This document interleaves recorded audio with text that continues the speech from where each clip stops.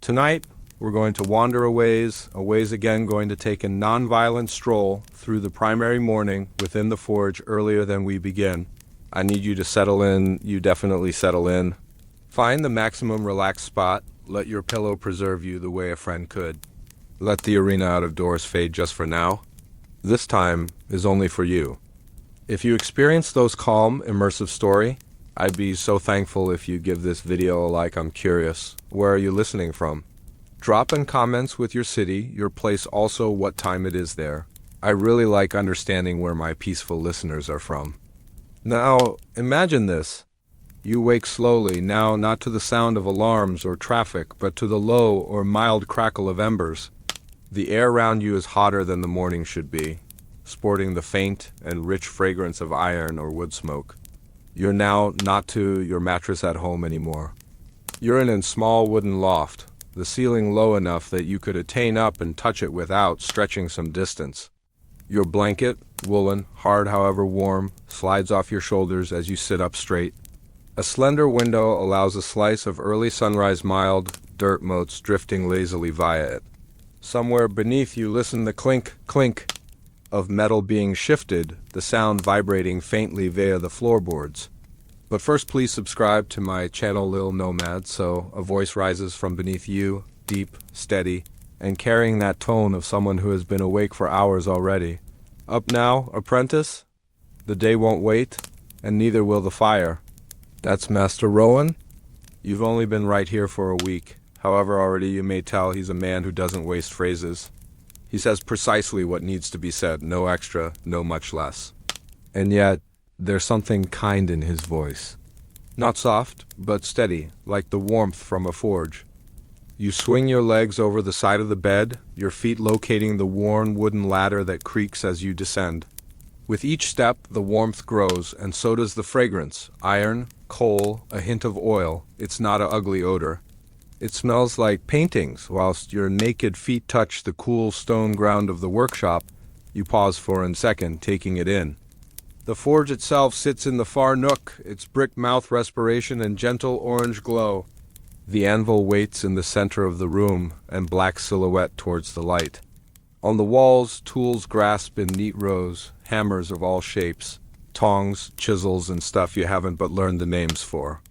Rowan stands by the forge, his back to you. His hair is extra silver than black now, however his shoulders are broad, and his stance is that of a man who has spent his life lifting, hanging, shaping. Without looking up, he gestures to the small pile of kindling beside the forge. Your first fire, he says sincerely, make it breathe. You kneel by the hearth, feeling the heat nevertheless lingering from ultimate nighttime's embers. They glow faintly whilst you stir them with an poker, little sparks jumping up like fireflies. Cautiously, you stack the kindling skinny strips of wooden, dry and light, and lean closer.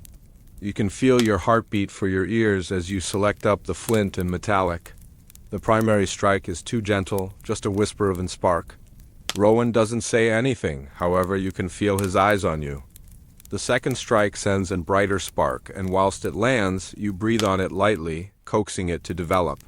The flame catches, small however keen, curling around the wooden as though it's been awaiting this second. Properly sufficient, Rowan says. And also you feel in flicker of pleasure heat your chest in a manner that opponents the forge's warmth. He palms you a pair of leather gloves, worn however sturdy. Fetch me the bar from the rack, the only with the crimson mark. You obey, the load of the iron unexpected you, heavier than it appears.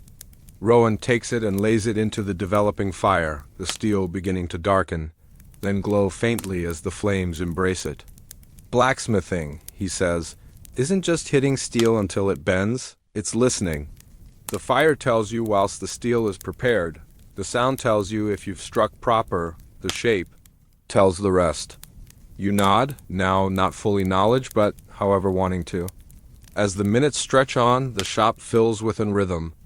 The hiss of the bellows as you pump them. The low roar of the fire. The primary clang of hammer on steel, sharp and clean, echoing off the stone walls. It's in rhythm that feels older than this building, older than the village outdoor. It feels eternal. Via the front window, you notice the sky turning gold with dawn. Someplace in the distance, and hen crows. The sector is waking, however, right here, in the forge, time feels distinctive. Slower, deeper, Rowan helps you to take the hammer. It's heavier than you count on, your arm straining as you lift it. The primary strike sends in shiver via your bones.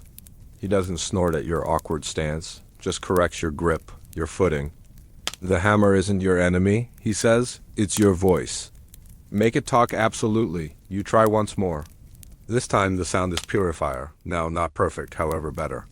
You feel an unusual pride bloom enter you. Hours skip in what appears like moments. By the point, Rowan says, sufficient for today. Your palms ache, your clothes smell of smoke, and there's a smear of soot across your cheek. He nods towards the small desk in the nook, in which bread and cheese wait, along with 2 mugs of steaming tea. Devour, he says. The fire will preserve. You take a seat, the easy food tasting better than anything you can recollect? Rohan doesn't talk plenty at the same time as eating, however, whilst he does, it's constantly really worth listening to. Every blacksmith, he says after some time, shapes greater than metal. You form the lives of folks that use what you make. A farmer's plow, a knight's sword, a mom's cooking pot, they all deliver a bit of you. So make certain what you give them is robust. You look at him, the phrases settling deep for your mind. And as you finish your tea, you realize you're now not just right here to examine a craft. You're right here to build something lasting, something well worth passing on. The fire crackles softly behind you. Outside, the day is ready. However, interior, in the warm heart of the forge, you feel like you've already found wherein you belong. You live seated for some time after breakfast, just being attentive to the forge breathe. The embers shift and sigh with the sound of settling coals, like the heartbeat of the workshop. It's now not loud, it's alive. You in no way noticed earlier than how a great deal a fire sounds like it's whispering to itself. Rowan stands, stretches his returned with the sluggish groan of someone who has lived many winters, and picks up a small knife to sharpen. The rhythmic rasp of metal against the whetstone is oddly calm. And you'll get used to the warmth, he says without looking at you. And the smell, you gained even noted after some time. It'll just be home. That phrase lingers in the air for you, home. Via the open door on the long way end of the forge, you trap glimpses of the street outside. Morning in the village has started in earnest. Traders dragging timber carts over cobblestones, their wheels clattering in choppy rhythm. Women with baskets full of sparkling bread strolling in the direction of the marketplace square. Someplace, a dog barks and the sound echoes off the narrow alleys. The smell of baking bread wafts faintly into the forge, mixing strangely, however now not unpleasantly, with the tang of heated metal. It's a scent you recognize you'll in no way overlook. Rohan gestures in the direction of a small barrel in the nook. Cross-draw water from the nicely out-returned. The quenching barrel desires topping. As you step out into the morning mild, the brightness nearly blinding after the dim warm temperature of the forge, and the air outside is crisp, carrying the scent of moist earth and the faint perfume of early flora. The nicely stands just behind the workshop, its stones darkish with age, worn clean with the aid of limitless arms. As you turn the crank, the rope creaks and the bucket descends into the cool darkness below. While you pull it returned up, droplets glisten like tiny jewels in the sunlight earlier than they fall, and splashing softly returned into the bucket. You deliver it carefully to the quenching barrel, pouring slowly so the water's floor ripples and reflects the orange glow from inside the forge. The Rowan has already located some other bar of iron into the fire, the tips glowing like the horizon at sundown. And you'll assist with the shaping these days, he says, his eyes nonetheless on the flames. Watch the color. While it's the proper color, we pass quickly. Steel doesn't wait. The following hour passes in a quiet dance of motion, pulling the glowing bar from the fire, putting it with planned blows, turning it just sufficient earlier than putting once more. Rohan's hammer falls in a consistent, assured rhythm, and he nods for you to comply with match. In the beginning, your moves are too timid. The hammer bounces, the sound dull. Rohan says nothing, however you could feel the lesson in his silence. You regulate your grip, plant your feet, and swing once more. This time the sound is sharper, clearer. That's it, he murmurs, and you trap the faintest smile under his beard. The work is tough, however, it's pleasant. Every blow modifications the metal, draws it towards its very last form. And every strike appears like a communique, now not you against the iron. However, you and it getting to know how to meet in the middle. With the aid of midday, your hands pain and your blouse clings on, you're returned with sweat, however you don't mind. You assist Rowan set the shaped pieces apart to chill, and then you definitely each step outside for a breath of sparkling air. The street is busier now. A fiddler performs someplace nearby, the track vibrant and brief. Youngsters dart between stalls, giggling as they weave between shoppers.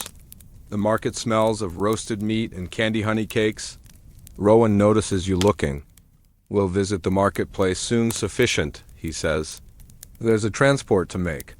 And perhaps, his eyes twinkle, you'll see something well worth remembering. Returned interior, he shows you how to sweep the forge floor, collecting the black dust and tiny curled shavings of metal. Nothing goes to waste, he says. Even the smallest scrap can discover a new reason. The afternoon is quieter, fewer hammer moves, greater sharpening and fitting. You take a turn on the grinding wheel, your foot pumping the treadle because the stone spins and sings against the metal aspect. The sound is almost hypnotic, a consistent silent that smooths the blade under your arms. Because the solar dips decrease, the mild in the forge modifications. Shadows stretch across the walls, and the fire appears brighter against the developing nightfall. Rowan units the final piece apart and wipes his arms. Precise work these days, he says. You're getting to know quicker than I idea.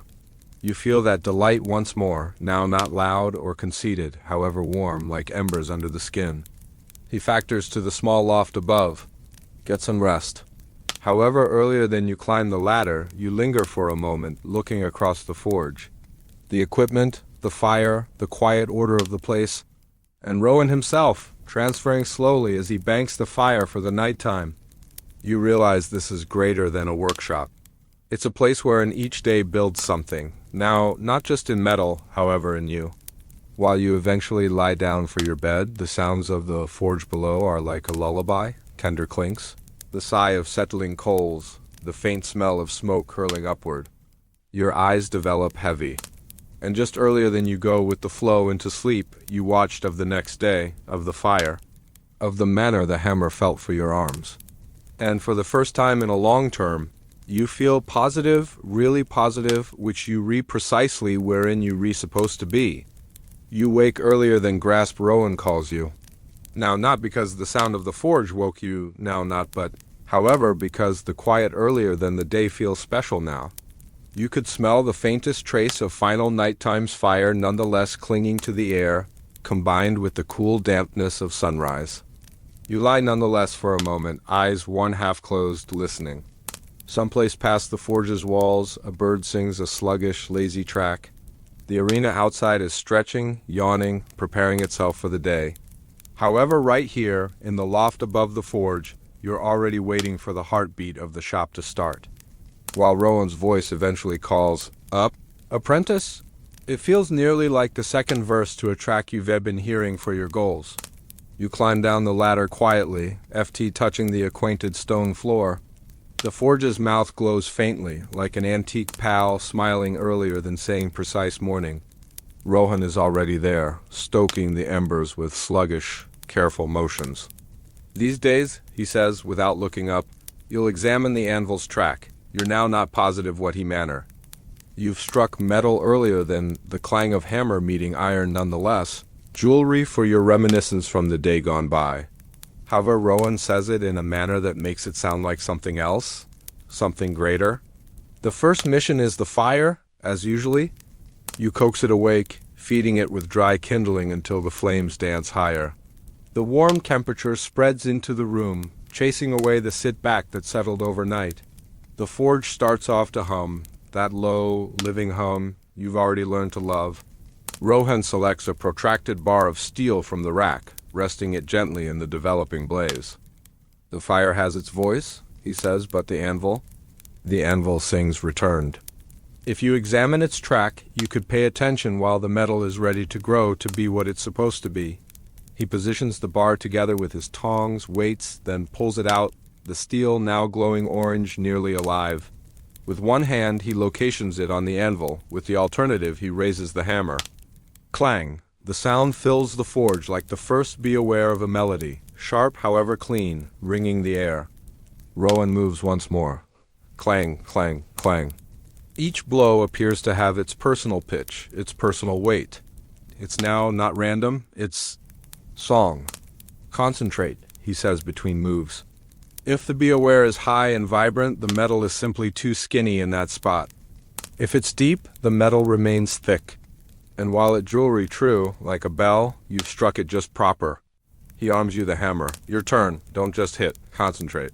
You break through, the hammer heavier for your grip than you recollect. The steel nonetheless glows, ready. You carry the hammer down. Clang, the sound is off, a bit flat. Rowan says nothing, just watches. You strive once more. This time the be aware is sharper, brighter. You regulate, strike once more, and for the briefest moment, the sound is ideal, clean, pure. That's the one, Rowan murmurs. And there is delight in his voice, the quiet type which means greater than loud praise ever could. The morning passes in a rhythm. You and Rowan work side with the aid of side, the sound of your hammers overlapping like voices in a duet. The forge breathes, the metal glows, and the anvil sings.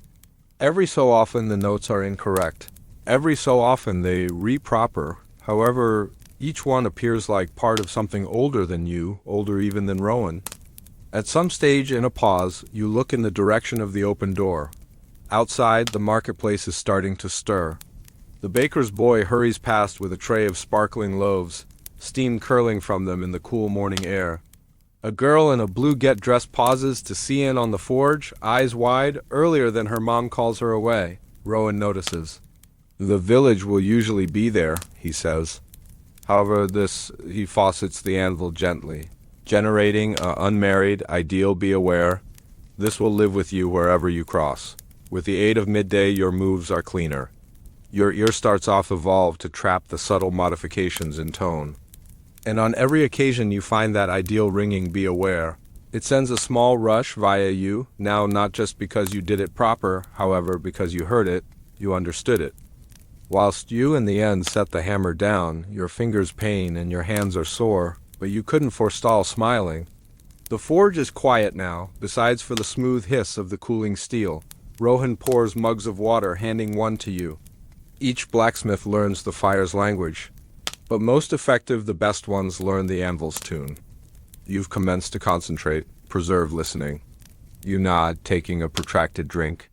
The water is cool, easy, and one way or the other sweeter after hours in the warmth. The rest of the day is spent completing the portions you commenced, sharpening, fitting, placing them apart in neat rows. And while the solar starts to sink, casting lengthy golden beams into the forge, you pay attention it once more. The anvil's tune? It's quieter now, but it's there, no longer simply in the steel, but in your very own heartbeat. Whilst you climb the ladder on your loft at nighttime, you could nevertheless feel the vibration of the strikes in your fingers. Nevertheless, pay attention the faint echo of the perfect notes you determined. And simply earlier than sleep takes you, you understand something. You're no longer simply studying to paintings metallic. You're studying to concentrate to it sing. The forge settles into an afternoon rhythm, the sort in which time blurs and you could unquite inform if it has been mins or hours since you final looked at the door.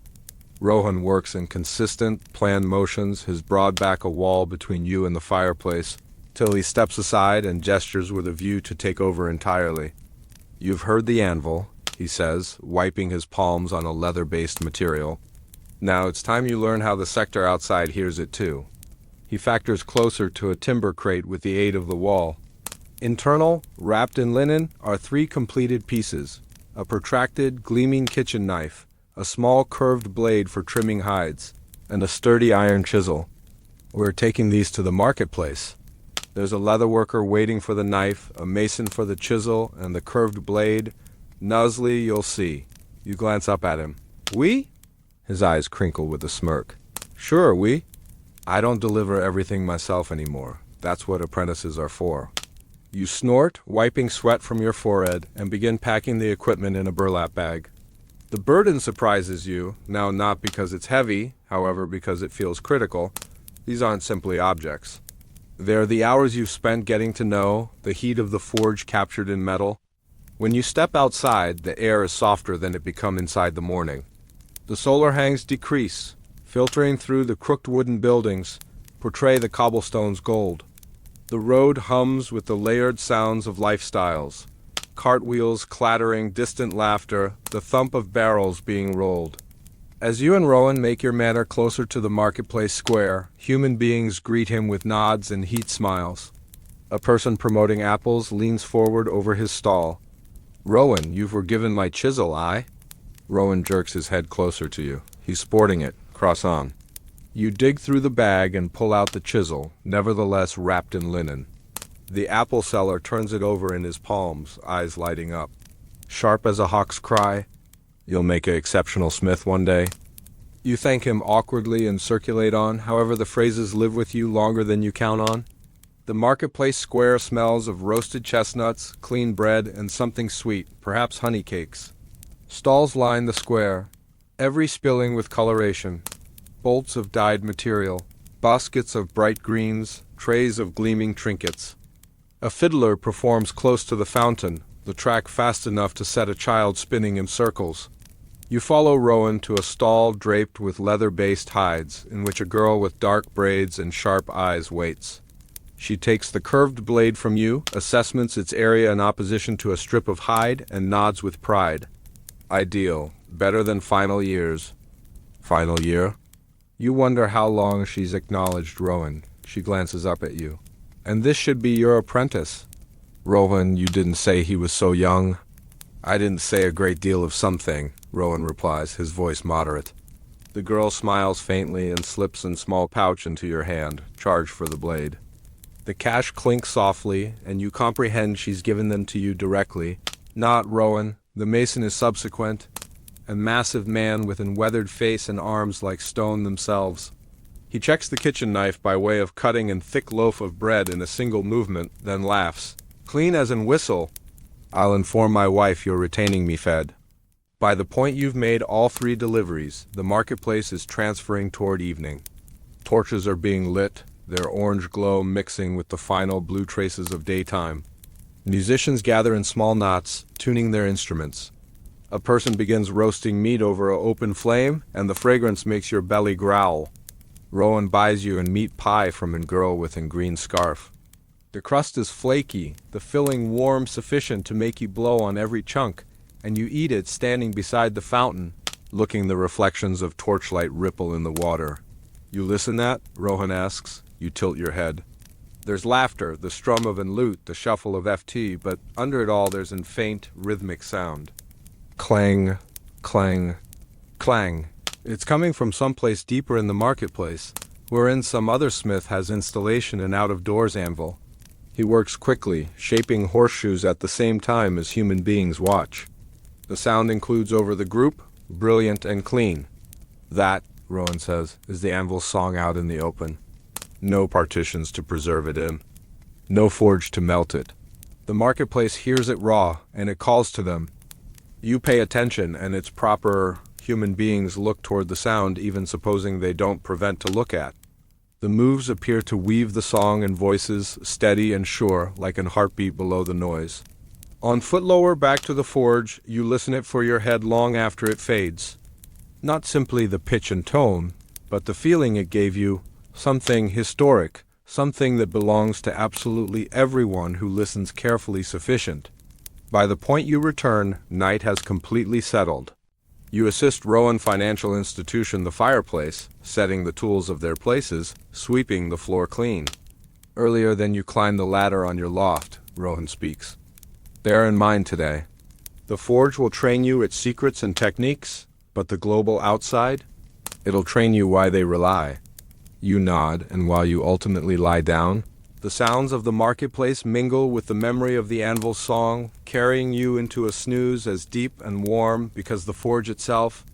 The following morning begins with the kind of stillness that feels nearly too ideal to disturb. You lie in the loft, eyes half of open. looking the skinny line of daylight slip between the shutters and land throughout the wood beam above you. The forge below is quiet. The embers have burned low in the night, and the air smells faintly of cool ash and the day gone by work. You can nearly listen the memory of the anvil's song from the day earlier than, as though it's nevertheless ringing someplace in the partitions, and smooth knock comes at the forge door. You listen Rowan's heavy steps cross the floor. His voice, low but firm, "We're not open yet." A moment's pause, then a reply in a girl's voice. Now not right here to shop for. I'm right here to remind you. There's a tone in her phrases, now not unkind but acquainted, nearly teasing. You listen the scrape of the door opening wider, and Rohan says, "Sure, the market order. I didn't overlook." You climb down the ladder just as Rowan turns toward you. "Right, you're unsleeping. Get your boots. We've got deliveries." He hands you a listing written in neat, looping script. It's now not just equipment this time. There's point out of a set of iron hinges for the baker's new oven door, a repaired candlestick, and something defined simplest as special. "What's special?" you ask. Rowan glances at you over his shoulder, a faint grin tugging on the corner of his mouth. "You'll see and you'll carry it." You acquire the pieces, wrapping every in material and putting them into the same burlap sack from the day before today. The hinges are heavy, the candlestick awkwardly fashioned, but on the very backside you find a small wooden container, no bigger than your hand.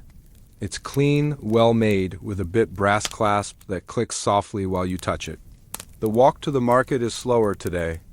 The village is already alive, kids running between carts, a stray dog nosing at a dropped loaf, ladies calling to every other from open windows. The morning air is heat but incorporates the pointy tongue of freshly worked iron from some other smithy close by. As you step into the rectangular, the noise washes over you in waves, traders calling out charges, the slap of fish being laid onto wooden tables, the creak of cartwheels. Someplace, a loop performs a mild track that seems nearly shy inside the bustle. Rowan leads you to the baker first. His shop smells so rich and heat which you overlook. For a moment, you're wearing heavy steel for your shoulder. The baker is a broad, joyful guy who insists you take a none the less heat candy roll as thanks for the hinges. You eat it quick, sugar clinging for your fingertips. Subsequent is the candlestick delivered to an elderly girl who blesses you 2 times, and calls you an exceptional young guy earlier than shuffling again inner. Eventually, Rohan stops earlier than a small, slim stall tucked between a material service provider and a spice dealer. The stall is covered with candles, tall, quick thin, thick in shades from faded cream to deep crimson. The air right here smells faintly of beeswax and something softer like lavender. Behind the counter stands a young girl as she appears up as you approach, and for a moment it feels as though the noise of the market fades completely. Her eyes meet yours, and they don't just look away with politeness, they stay, preserving yours with a relaxed, steady curiosity. Rowan units the small wood container at the counter. "For you," he says actually. She opens it carefully. Inner is a delicate brass mold, formed like a flower. She smiles, not the quick smile human beings provide out of addiction, but something slower, hotter. "Best," she says, and her gaze flicks return to you as though including you inside the phrase. You sense warmth upward thrust in your face that has not anything to do with the forge. Rohan says something about the craftsmanship, about how it's going to last her years if she cares for it, but you slightly hear him. The girl, you comprehend you don't even recognize her call, takes one of the smaller candles from the show and locations it in your hand. "For the loft," she says. "So that you have mild for your personal work?" You mumble a thank you, gripping the candle like it might vanish in case you preserve it too loosely. The stroll return to the forge is quiet, but not the heavy sort of quiet. Rowan doesn't ask what you're thinking, and you don't inform him that the market felt one of a kind nowadays. That one pair of eyes appeared to comply with you while you grew to become the nook out of sight. Returned in the forge, the day's work starts again. The fireplace, the equipment, the hum of the anvil. But while evening comes and also you climb to your loft, you place the candle she gave you on the small desk beside your mattress. You don't mild it, now not, but it feels too quickly. Rather, you lie there in the dim mild from the forge beneath, taking into consideration the market, the odor of lavender and beeswax, and the way she checked out you want. She already knew part of your story you hadn't informed all of us. Someplace in the dark, you think you could still pay attention the market's smooth tune, mingled with the reminiscence of the anvil's track. And also you wonder, perhaps tomorrow you'll pay attention both again, you don't sleep proper away. The forge beneath is silent now, the closing embers and faint, pulsing glow, but your thoughts is still wandering the market streets. You hold replaying the way she stood there among the candles, the way her voice regarded softer than the air round her. The candle sits beside you, unlit. You trace its smooth floor along with your thumb, noticing the slight unevenness in which the wax cooled. Against the mold, handmade, actual, something approximately that makes it feel extra alive. At some point, you go to sleep, and your dreams odor faintly of lavender and smoke. Morning comes with the nice and cozy touch of daylight spilling via the shutter crack. Rohan is already at the anvil by the point you climb down. He doesn't say a whole lot. He in no way does first component in the morning. But there's a glimmer of something in his eyes while he sees the candle on your desk. You went return there for your head-closing night, didn't you? He says, voice low but amused. You hesitate, then grin. Perhaps. He simply nods in the direction of the bellows. Then position that thinking to work. We've got a busy day. Through midday, the forge is alive again, hammer moves ringing in consistent rhythm, sparks dancing like tiny fireflies in the air. You lose music of time shaping in small set of iron hooks for an woodworker. Every strike lands with reason, every piece slowly taking shape for your fingers. It's abnormal. The day prior to this, you felt like an outsider looking the forge's heartbeat from the rims. Nowadays, you feel like you're inhaling time with it. Late in the afternoon, Rohan wipes his brow and glances at you. We're heading out again. Return to the market, you ask. Now, not exactly, he says, but near enough. There's an Smith down through the east gate who wishes a set of tongs repaired. And, he pauses as if determining whether to say the next element, there's something else you may want to see. You don't ask, you simply sling the bag over your shoulder and comply with him. The east gate vicinity is quieter than the primary rectangular. The streets are narrower, lined with smaller stalls, weavers, potters, and some fortune tellers who sit with tiny tables included in cards or bones. Rohan stops to speak to the opposite smith, handing over the repaired tongs, and even as they talk, your eyes wander. That's why you see it. A bit stall without a signal. No brilliant hues, just an undeniable desk with 3 lit candles. She's there. She's bent over, carving something small and sensitive into the aspect of a cooling candle. The sight makes you gradual your steps without questioning. Whilst she seems up and notices you, the faintest smile curves her lips. You didn't light it, she says, as if she already knows the answer. No longer yet, you respond. I notion, I'd wait. Her gaze holds yours a bit longer than essential, and for a second you swear the relaxation of the road just fades. She slides the candle she changed into carving toward you. It's pale gold, with a swirling sample that almost looks as if flames frozen in movement. Then take this one, she says softly. Light it whilst the air feels heavy. It'll remind you that there's nonetheless warmth. You open your mouth to thank her, but Rowan calls your call from at the back of. You glance lower back, and whilst you switch once more, she's already gone. That night, lower back within the forge, you region each candle's aspect through aspect on your small desk. You don't light both? No longer yet? Just seeing them there makes the loft sense different. Like a bit of the market has accompanied you home. And someplace deep interior, you realize this isn't the remaining time you'll see her. The forge is quieter this night, no longer silent. The embers nonetheless breathe with a low, consistent glow, but the frantic rhythm of the day is gone. Out of doors, the wind hums in opposition to the shutters, sporting the faint sound of remote music from someplace within the village. Rohan sits at his workbench, no longer working, just looking at a half-finished hinge in his palms. You've discovered through now that moments like this mean something is handing over his thoughts. You pull up a small stool and sit near the anvil, letting the heat from the forge brush your pores and skin. The air smells of iron, ash, and that faint sweetness of the wooden rowan burns within the cooler months. For some time, neither of you speaks. The most effective sound is the occasional pop from the coals. Then Rowan says, without looking up, "Do you realize what this region surely is?" You tilt your head. "The forge?" He nods slowly. "Yes, but it's greater than that. That is where things come to existence. And every now and then, where they're remembered." There's weight in his phrases, the type that makes you position down something you're conserving. "Remembered?" you ask. Rowan eventually sets the hinge down and leans lower back, his eyes catching the firelight. "Whilst I used to be your age, I wasn't a good deal of a smith. I used to be just a boy who wanted to show he could be something greater. And then I met her." His gaze drifts no longer at you, but someplace beyond you, as if he's watching a scene play out within the smoke above the forge. "She offered fabric within the top market," he continues. "The brightest hues you've ever visible."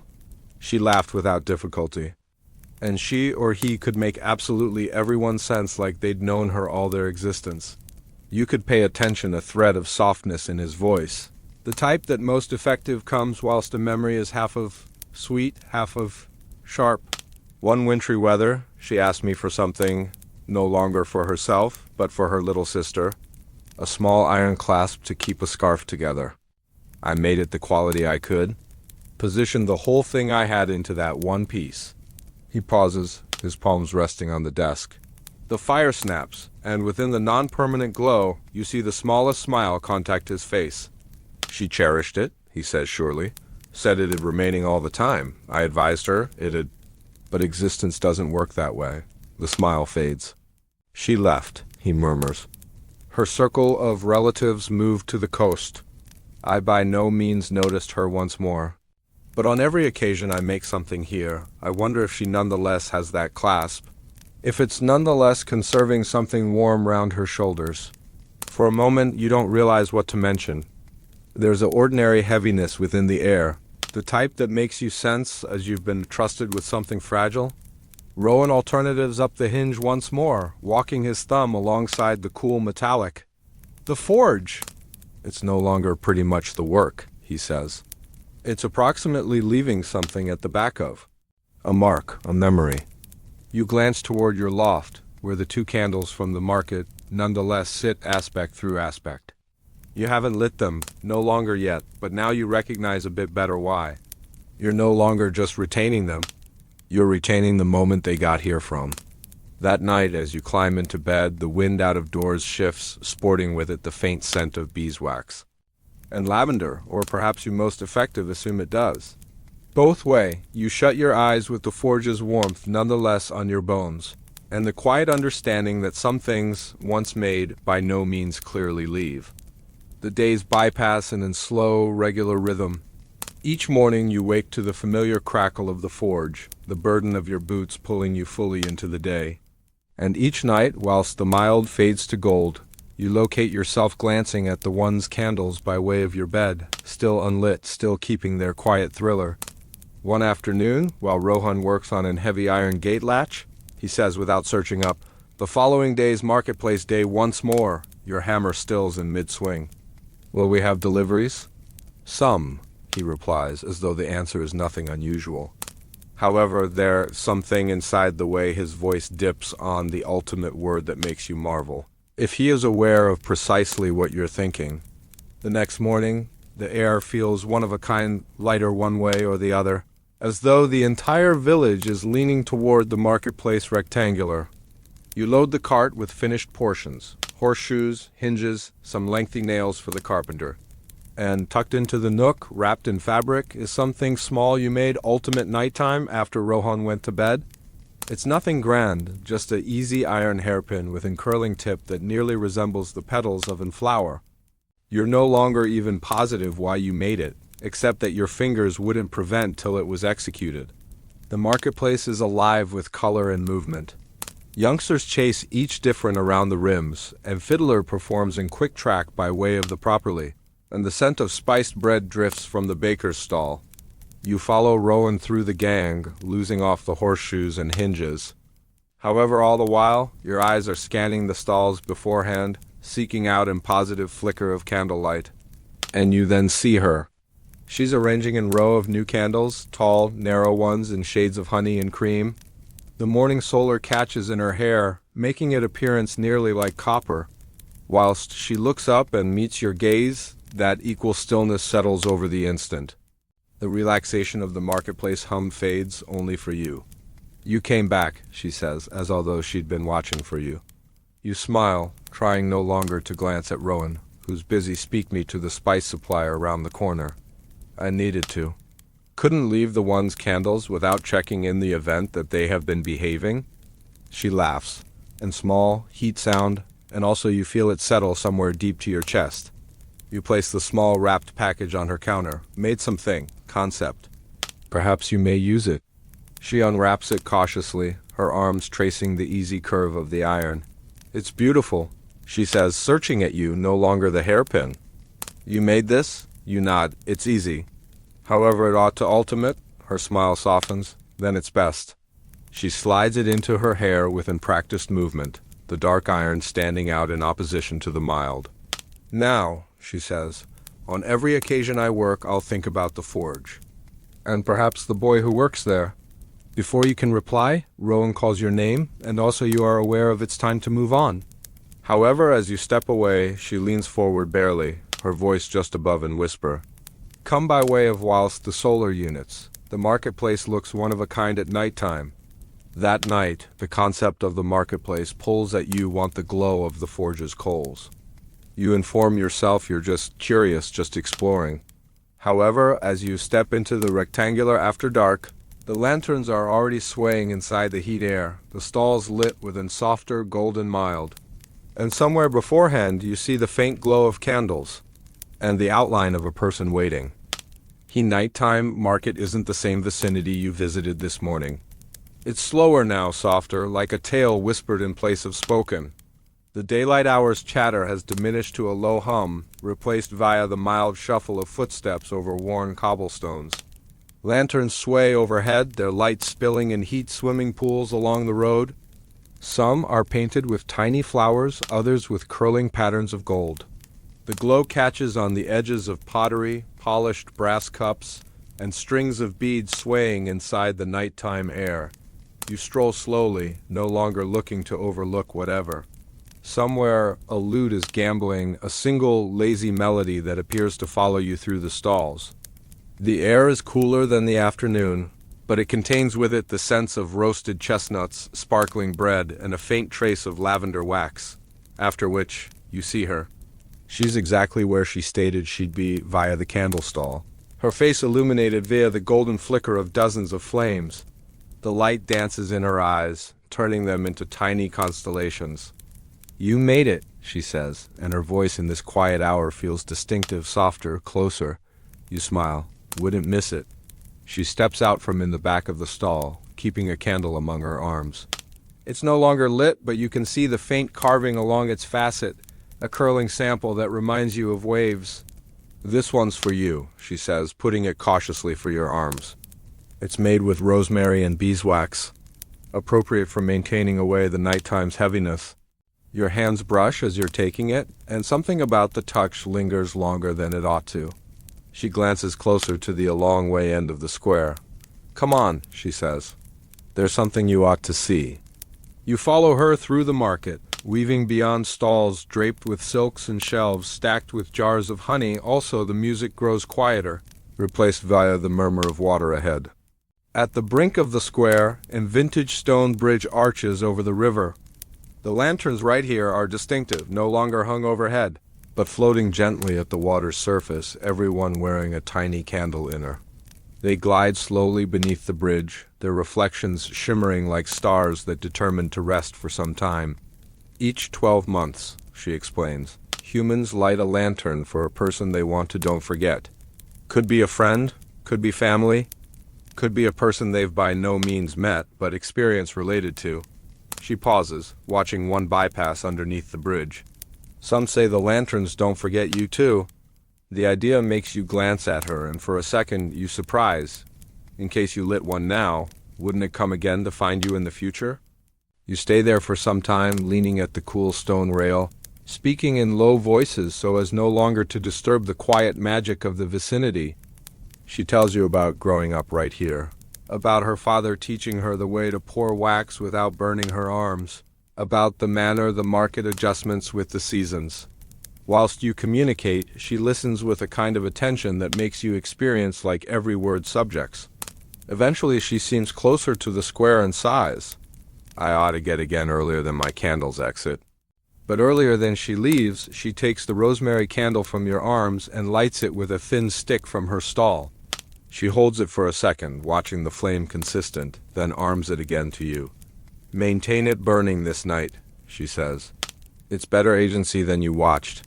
After which she's long passed, slipping into the gentle light of the market, her define fading among the lanterns.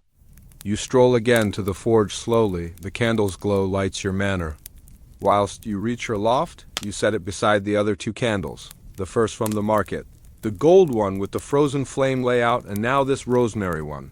3 lights, every with its very own tale. 3 moments you by no means want to neglect. And as you lie again in bed, the forge heat underneath you, you recognize that maybe Rowan became proper, the things you make, the things you maintain, they're no longer just items. They're pieces of you, still sparkling, even inside the quietest hours. You don't blow out the candle. As an alternative, you maintain it cupped for your arms as you stroll slowly through the napping streets. The flame wavers, leaning closer to you whenever the wind dares to touch it. Some doorways are close tight, their windows darkish. Others glow faintly from inner heat silhouettes moving about, households lingering over overdue meals, a person rocking a cradle, a dog lazily curling near the hearth. You watched of her arms, consistent as she lit this candle. The manner her voice softened when she stated, "It's better agency than you watched." Whilst you reach the forge, the nighttime is quiet enough to pay attention the creak of the vintage wooden as you push the door open. Rowan remains conscious, sitting via the death embers, sprucing a small brass buckle. He seems up, his eyes landing at the candle for your hand. "That's no longer from our inventory," he says, no longer accusing, just staring at. You vicinity it cautiously at the workbench. "From the market, she gave it to me." Rowan studies the flicker for a second, then nods. "Appropriate wax, burns clean. No longer many recognize the way to make it proper anymore." He doesn't ask who she is, but you have the feeling he already knows. Upstairs, the forge's warm temperature rises into your loft. You set the candle beside the other 2, lights every in-flip till 3 small flames glow facet via facet. It adjustments the whole room. The shadows soften, the wooden beams above your head take on a honeyed warm temperature, and the hum of the forge underneath becomes a consistent, comforting heartbeat. Mendacity again to your slim bed, you watch the flames sway in slow, hypnotic unison. Everyone feels like a reminiscence captured in light. The first day you wandered into the market, the instant you passed her the hairpin, the bridge with its drifting lanterns. And somewhere in among, you recognize, and thread has been tying these moments together. You drift inside and out of concept till the sound of footsteps in the street underneath pulls you from the haze. They're slow, deliberate, now not the moved quickly steps of someone on commercial enterprise.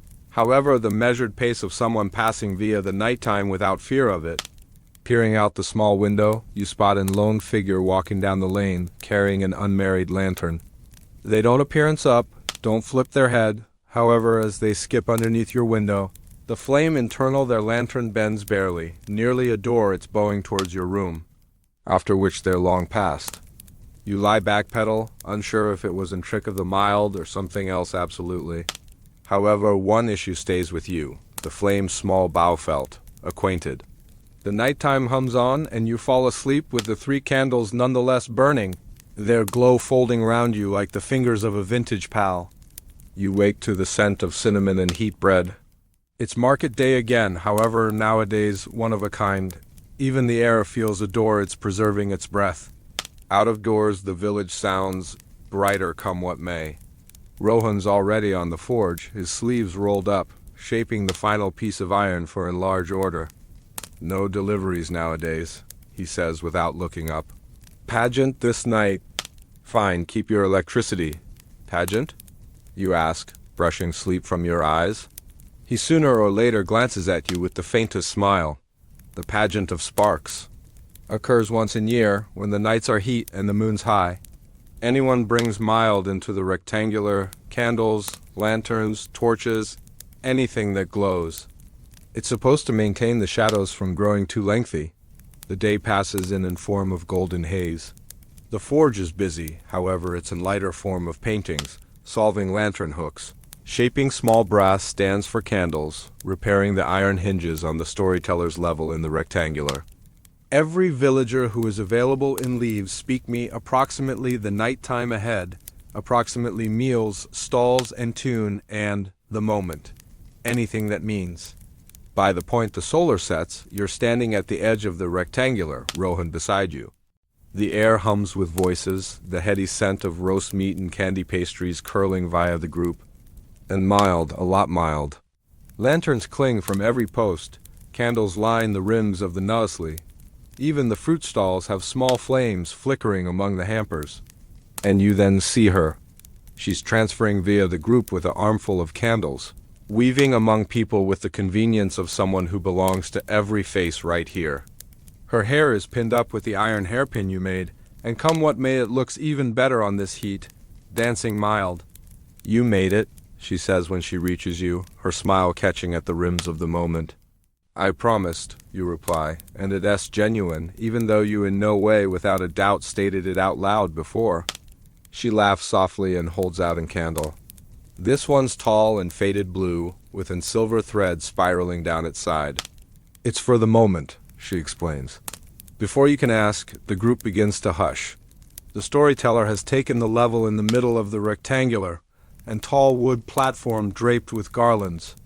In his hand is a protracted staff crowned with a crystal sphere that catches the mild like water.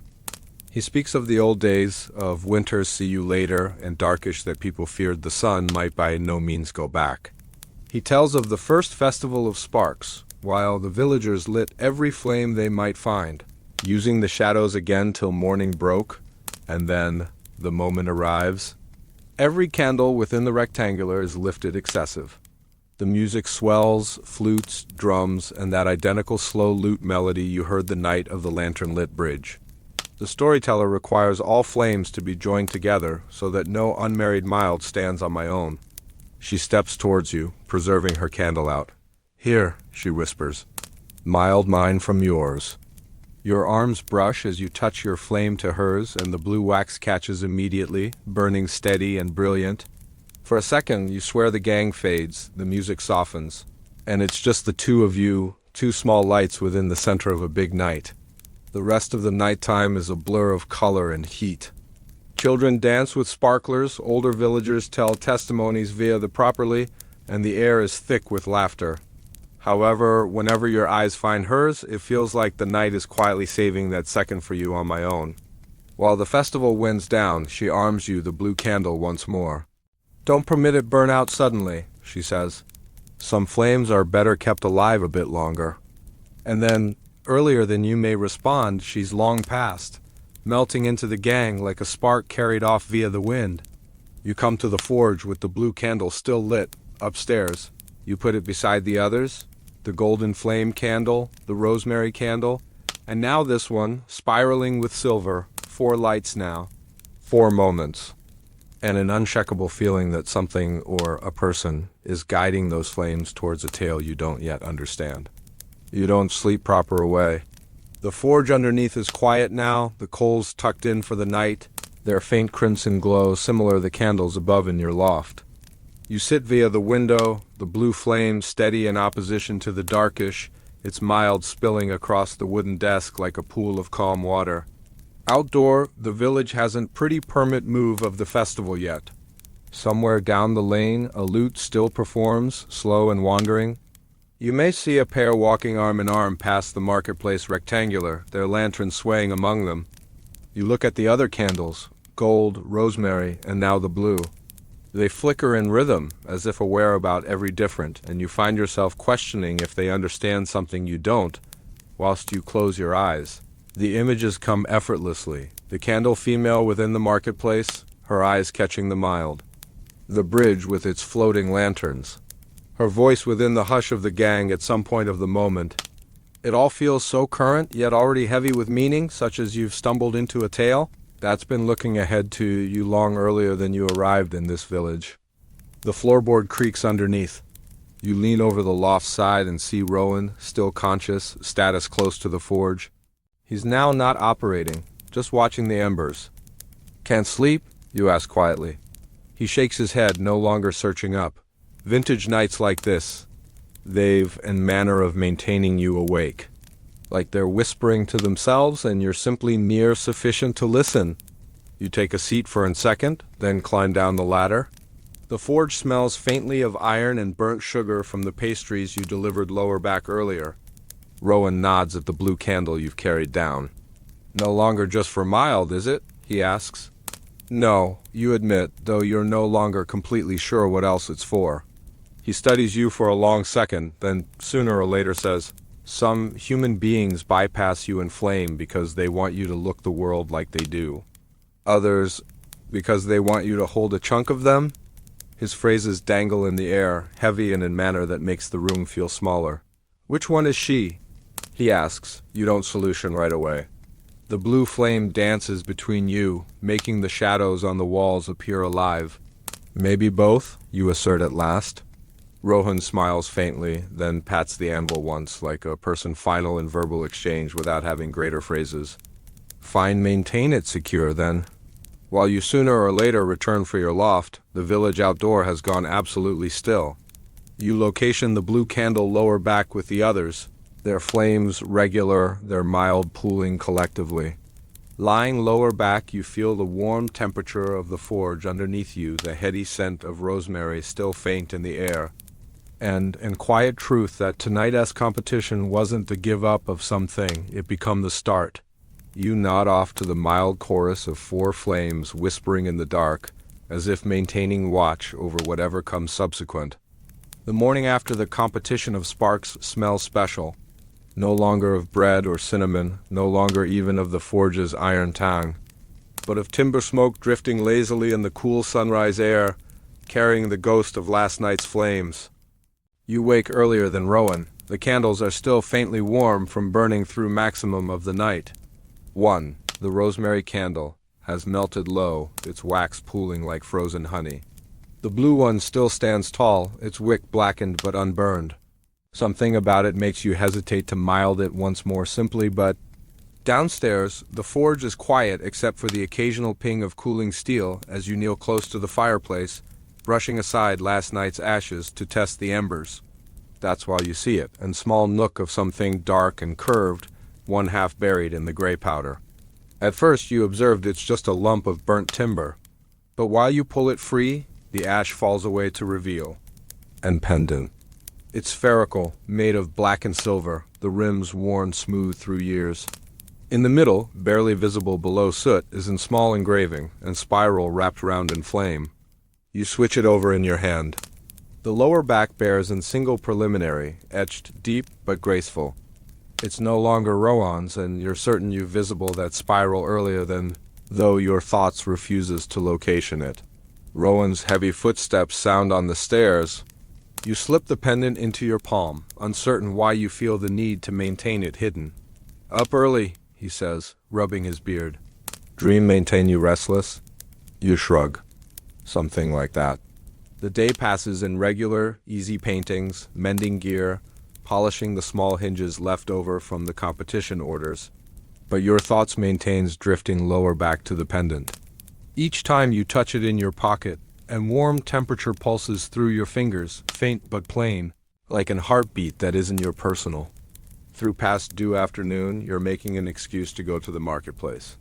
She's there, of direction, arranging candles in neat rows, the gentle blue wax catching the afternoon sun. Her eyes brighten while she sees you. "You stored it," she says, nodding toward the blue candle tucked below your arm. "Continually," you respond. And then, looking to sound casual, you upload, "Observe something." In the forge. While you location the pendant in her palm, her breath catches so barely you may have ignored it in case you weren't watching her face. Her thumb traces the spiral, and for a second she's elsewhere completely, an area she doesn't can help you see. Where did you... She stops herself. No, I recognize where. She closes her fist round it and appears up at you, and question in her eyes that she doesn't voice. You ought to maintain it, you assert, but she shakes her head. No, if it located its way to you. It's intended to live with you, for now. She tucks it again into your hand, curling your palms around it like she's sealing impact. But promise me something. If the spiral seems once more anywhere, you'll inform me first. The marketplace noises swell around you, voices haggling, laughter from the noisely, the creak of wagon wheels, but in that small space between you and her, the air is thick with unspoken matters. I promise, you assert. That night you region the pendant beside the 4 candles for your desk. For the first time, it feels just like the flames are looking something apart from you. And as you lie again, the spiral sparkles within the candlelight, almost breathing. The forge feels quieter that evening, as though it too knows the pendant is right here now. Rowan heads to bed early, leaving you on my own with the flicker of the coals and the consistent tick of cooling iron. The pendant rests for your palm once more, heat in opposition to your skin despite sitting on the desk for hours. You place it down beside the blue candle and lean nearer. Underneath the mild, the spiral engraving seems deeper than before, almost as though the metallic has shifted. You hint it along with your fingertip, and for only a heartbeat you experience something. Pull, not bodily, not in a way you could provide an explanation for, but like your mind steps forward into a darker, quieter space. The forge sound fades. The air smells faintly of rosemary once more, though there's none burning. And you listen and whisper, low and consistent. Observe the mild wherein it bends. You blink, and you're again. The forge smells of ash and metallic once more, the whisper gone as though it in no way came about. However, the phrases won't go away your mind. Observe the mild wherein it bends. Upstairs, the candles are nevertheless of their places. But whilst you step closer to the loft, something catches your eye, a patch of faint blue mild on the wall. The blue candle is unlit, yet its wax glows softly within the darkish like moonlight trapped in glass. You place the pendant beside it, and the glow sharpens, bending, stretching into a slim beam that points closer to the a-long-way corner of your loft. You circulate slowly, one half afraid you'll scare the moment away. The beam touches in small knot within the wood wall. It's common for wooden to have knots, but this one seems carved, and shallow version of the spiral, worn smooth by way of years. The hair for your hands lifts. You press your palm in opposition to it. For a second, not anything. Then, in smooth click, the plank shifts underneath your hand, revealing a hole in the back of it. Interior is an folded scrap of parchment, dry and fragile, tied with a skinny piece of wire. You ease it open, cautious not to rip it. The ink is dwindled, however the phrases are nevertheless there. While the time comes, the mild will find you. Your breath catches. The identical preliminary on the pendant, it is able to be coincidence. You barely have time to show the notion over before Rowan's voice calls from underneath, hard with sleep. You still up? You speedy tuck the notice into your shirt and look on the pendant, now cool and silent once more. Yeah, you call again. Simply checking the candles. Rowan mutters something about apprentices and their abnormal conduct, then his door shuts once more. You take a seat on the threshold of your bed, the notice in a single hand, the pendant within the different, for the spiral, the glow. You watched of her face within the candlelight on the pageant, the way her eyes softened while she touched the pendant. And deep down, you realize anything that is, it's not only a forge tale or a marketplace romance anymore, it's larger. Older, ready, and tonight, it feels fine that Irresistible has subsequently observed you. The spiral returns morning comes with the odor of rain. No longer in typhoon, just a gradual, soaking drizzle that makes the cobblestones shine and the forge-s chimney breathe little ghosts of steam into the gray air. You barely sleep, the note and pendant heavy for your thoughts. Rowan doesn't word. He's too busy tending to a fix of horseshoes, muttering about the weather being suitable for gradual work. However, your thoughts isn't at the work. It's available on the market. It's on her. When you in the end get in ruin, you're taking the pendant and the folded note, hiding them beneath your cloak. The rain beads off the fabric as you step into the square. The market feels quieter than regular, fewer stalls, fewer voices. However, she's there, arranging candles below a huge linen awning. Her head lifts whilst she sees you. No longer a smile this time, however a glance that reads you in immediately. She knows you've determined something. "Stroll with me," she says, no longer bothering to explain. She palms her stall over to a younger boy, then leads you away from the square, down a narrow lane in which the sound of the market fades into the smooth hush of rain. When you display her the note, her hands hover over the words like she's afraid they vanish if she touches them. You say quietly. "That's you, isn't it?" She exhales slowly. "It was once." You wait, however she doesn't complicate it. As a substitute, she takes the pendant from you, holds it as much as the mild, and turns it over. The spiral gleams, catching even the stupid rain-gray sky. "It's acting again," she murmurs. "It hasn't for years." You ask her what it manner. She hesitates, then leans closer. The spiral is an old mark, older than the village, older than the forge. It's no longer just a sample, it's in sign. For a few, it manner safety. For others, it's in warning. "That's it for you?" you ask. She gives a faint smile that doesn't attain her eyes. "That depends on whether you observe it or try to run from it." Earlier than you can ask more, a pointy clang echoes from the square. She turns speedy, her expression tightening. "We need to get back." When you return, the market is in a bizarre hush. And service provider's cart has overturned, spilling bolts of fabric right into a puddle. However, that's no longer what people are watching. They're watching the facet of the cart, in which in spiral, same to the one on your pendant, has been painted in black pitch, sparkling, moist. Your coronary heart thumps hard. She sees it too, her hand tightening in short on your sleeve earlier than she shall we pass. "Someone knows," she says beneath her breath, "and that they want you to look it." The rain falls heavier now, blurring the edges of the spiral, but the mark feels burned into your thoughts. You don't understand who placed it there. You don't understand why it's acting now. However, you realize one factor, something story you've stepped into, you're no longer just an apprentice anymore. And the spiral is looking you. The rain doesn't permit up all afternoon. It drums softly at the awnings, slides down the crooked roofs, and pools in the uneven stones beneath your boots. The spiral at the facet of the overturned cart has already begun to smudge, the lines melting into skinny black streams. However, for your thoughts, it's sharper than ever. You linger near the market, pretending to browse for sparkling bread, even as your eyes preserve flicking toward her. She's back at her candle stall now, however, she isn't operating the way she usually does. Her palms circulate automatically, putting candles in neat rows, but her gaze drifts constantly to the threshold of the square, as although she's watching for something or someone. Rowan's voice finds you from throughout the market. "Apprentice, we've got work to do." You turn, however, she catches your wrist earlier than you can solution. Her grip is heat despite the cold drizzle. "Meet me this night," she says quickly, "after the forge is darkish. Bring the pendant and the be aware."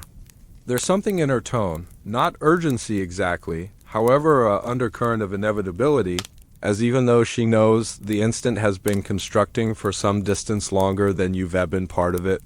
You nod once.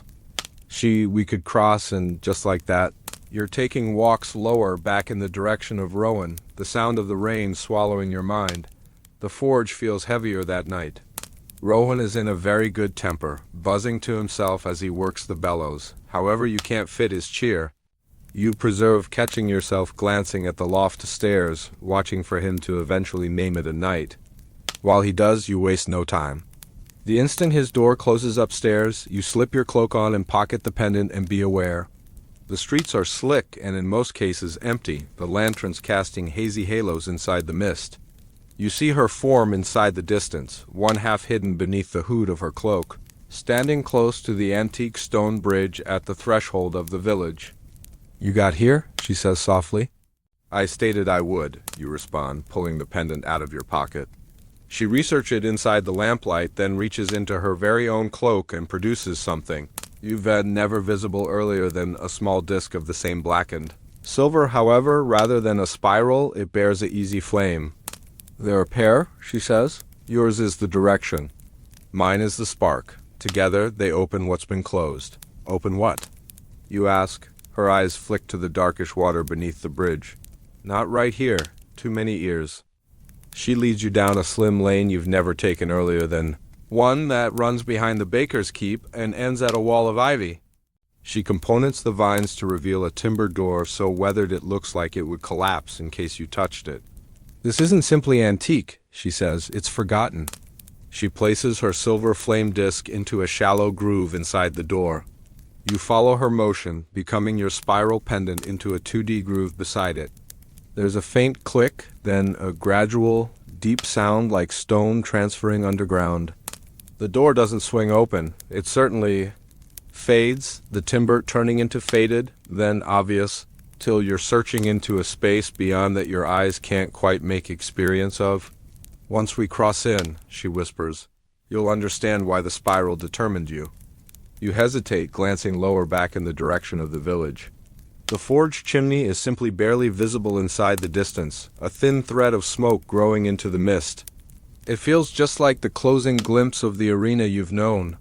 She steps via the fading doorway without searching lower back. You are taking one breath, steady, gradual, then follow her in. The air on the opposite side smells of iron and candle wax, and something older, deeper, something that's been waiting. The night of the hidden door, the instant you step inside. The mist of the entrance curls shut behind you like a held breath eventually launched. The sound of rain is gone. In its place, a deep, low hum. Not mechanical, not absolutely herbal. However, someplace between the sound of a forge hearth respiratory and the echo of wind via a cavern. The walls are stone, however, not hard. Every block is etched with faint traces, spirals, flames, and different shapes you don't apprehend. The grooves glow faintly as your pendant brushes in opposition to them, as though waking up after a protracted sleep. Wherein are we? You whisper. She glances lower back at you, her hood falling from her head. This is older than the village, older than the citadel. It's wherein the first hearth becomes stored. Her voice softens, nearly reverent. They are saying each blacksmith's skill got here from right here, the forge that shapes extra than metallic. You be aware her flame disc pendant is sparkling too, the light pulsing faintly in rhythm along with your spiral. The passage narrows, curving down into the earth. You follow her steps carefully, the glow from the pendants casting lengthy shadows. In the end, the tunnel opens into a sizable chamber, and inside the center, on a stone dais, sits an anvil not like any you've ever visible. It's carved from an unmarried piece of obsidian, its floor so polished it displays your face. But the strangest part is the hearth above it, not on it. Above it, a small flame floats inside the air, untethered to any timber or coal, flickering as though it's privy to you. You experience its warmth at once, even though you're numerous steps away. She walks nearer, her voice barely a breath. The first flame, they are saying it remembers each piece ever solid, and each hand that formed them. You find yourself stepping forward too, the pull of the flame as undeniable as gravity. While you're near enough, it reacts, leaning in the direction of you like a curious animal, its light brightening. The warmth sinks into your pores and skin, however, it's not the heat of an ordinary hearth. It's familiar, comforting. Your mind flickers with one half-fashioned picks, the glow of your first morning inside the forge, the sound of Rowan's voice, the curve of the silver hairpin you made, and then something you've never visible earlier than a forge room, older and grander, filled with hooded figures putting metallic that shines like starlight. You blink, and the picks vanish, leaving only the floating flame earlier than you. What did it show you? She asks quietly. You hesitate. The past, perhaps, the start? She nods as even though she anticipated that. The flame chooses what to reveal. It's never the same twice. As you stand there, a faint sound rises inside the distance, gradual, planned footsteps echoing in opposition to the stone. Her head snaps in the direction of one of the shadowed corridors branching from the chamber. We're not alone. The flame flickers sharply, as though in caution. The glow out of your pendant and hers brightens in unison, spilling extra light into the chamber. An figure emerges from the darkness, tall, wrapped in a heavy cloak, face hidden. The footsteps forestall just out of doors the light's reach. "You brought him right here," the voice says, low and steady. It's not inquiry. She doesn't pass. The spiral chose him. The cloaked figure's head tilts slightly closer to you. Then the forge will burn once more. And so will the whole lot tied to it. Your pores and skin prickles. You don't recognize whether or not that's in promise or in threat. The flame among you flares, throwing sparks into the air like stars. And for the first time, you sense that maybe, just maybe, the route you've stepped onto is a long way extra dangerous than you ever imagined. The cloaked figure takes one gradual breakthrough, and for a second you catch a glint of metallic below the folds of the garment. And gauntlet, blackened and etched with the equal spiral that hangs from your neck, your breath catches. The figure stops just short of the flame's reach, as if an invisible barrier continues them from coming closer. The air among you feels charged, like in forge just before the first strike of the hammer. "Do you even recognize what you deliver?" the figure asks. The voice is neither young nor antique, neither male nor woman. It's the form of voice you'd bear in mind for its weight rather than its sound. You open your mouth to answer, but she steps forward first. He is aware of sufficient and the relaxation he'll learn. The figure's gaze shifts to her, and for a protracted second, there's most effective silence, the kind that looks like two swords crossing without touching. Ultimately, the figure speaks once more. Then you definitely have to each recognize this. The spiral does not appear without price. Each time it calls a person forward, the arena changes, and not constantly for the higher. The flame sparkles wildly now, its light throwing your shadows in extraordinary shapes against the chamber walls. "What do you suggest?" you ask. The figure tilts their head. The closing time it regarded, an empire fell. The time before that, the first flame was almost extinguished. Ask yourself in case you're ready to hold the weight of what it asks. The words sink deep, heavier than any hammer you've ever lifted. She doesn't draw back. If the spiral chose him, then he's already carrying it. We'll face something comes. The figure shall we out in gradual, almost regretful breath. Then the take a look at will find you soon sufficient. Without every other phrase, they step backward, melting into the shadows from which they got here. The sound of their footsteps fades, but the weight of their presence lingers like warmness inside the air lengthy after their long past.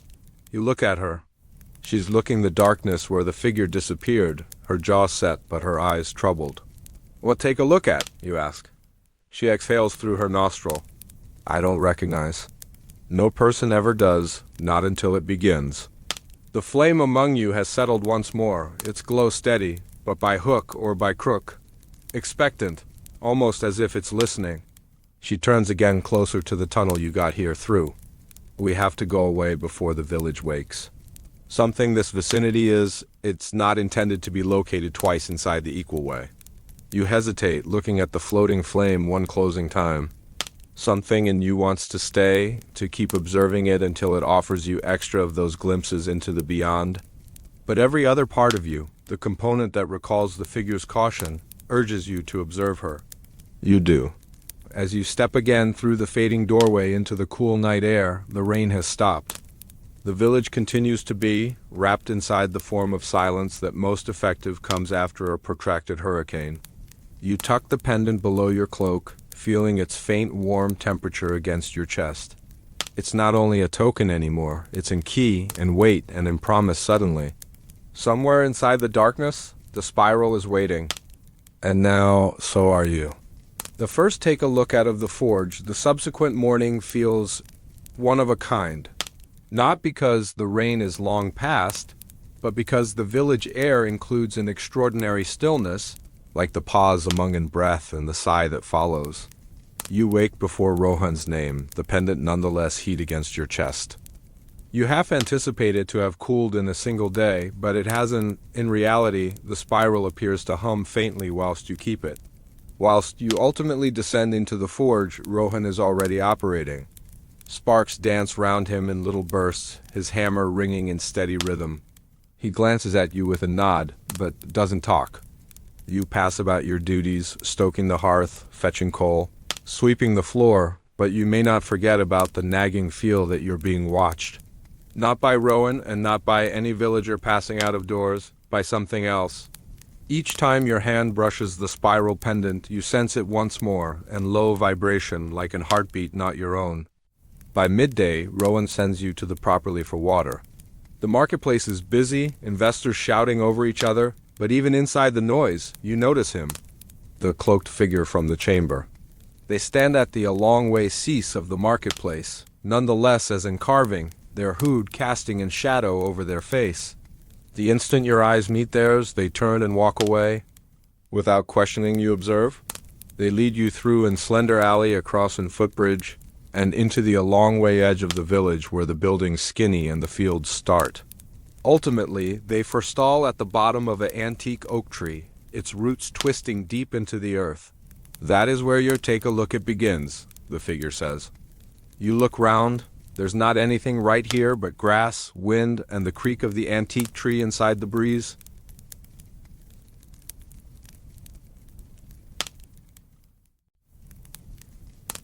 Forge this into something worthy before the subsequent moonrise. No regular hearth will shape it. You switch the metallic for your arms. It's heavier than it appears, cold even inside the daylight. What's so one-of-a-kind about it? It's older than your forge, they reply. Older than your master. You'll need the flame. Your thoughts flashes to the floating hearth inside the chamber, the warm temperature, the visions. How am I purported to... The figure cuts you off. Find the way again. If you may, the metallic stays as it smiles. And so will you, after which they're long past. Not taking walks away, not running, definitely long past. You're left by myself inside the tall grass, the iron heavy for your arms, and in growing fact that this take a look at isn't about shaping metallic at all. By the point you come to the forge, Rowan is long past to the marketplace. The quiet feels heavier than normal. You lay the iron at the workbench and stare at it, the spiral pendant heat against your pores and skin. The route again to the chamber isn't apparent. The lane behind the baker's keep is only a wall of ivy now, no door, no grooves for the pendants. But the hum from your spiral is stronger. You close up your eyes and allow it guide you, each step and bet until you find yourself standing in a shadowed corner of the marketplace you've never noticed before. There, half buried in stone, is every other door to take a look at.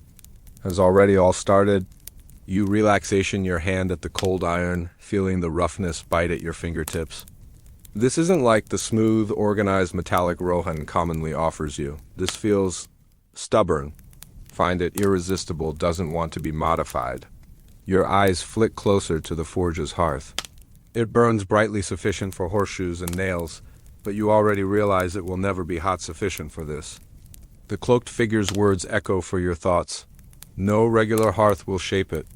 You think of the first flame floating above the obsidian anvil in that hidden chamber, and the way it leaned closer to you like it knew your heartbeat. The memory is so bright you may almost sense its warm temperature once more. The problem is, the doorway is long past. You pace the forge, thoughts racing. There's no telling when Rowan will return, and you may precisely ask him about secret underground flames guarded by cloaked strangers. He'd either snort or send you home, your arms curl across the spiral pendant. The instant your pores and skin touches it, and faint vibration travels up your arm like in silent tug. You forestall transferring, eyes narrowing.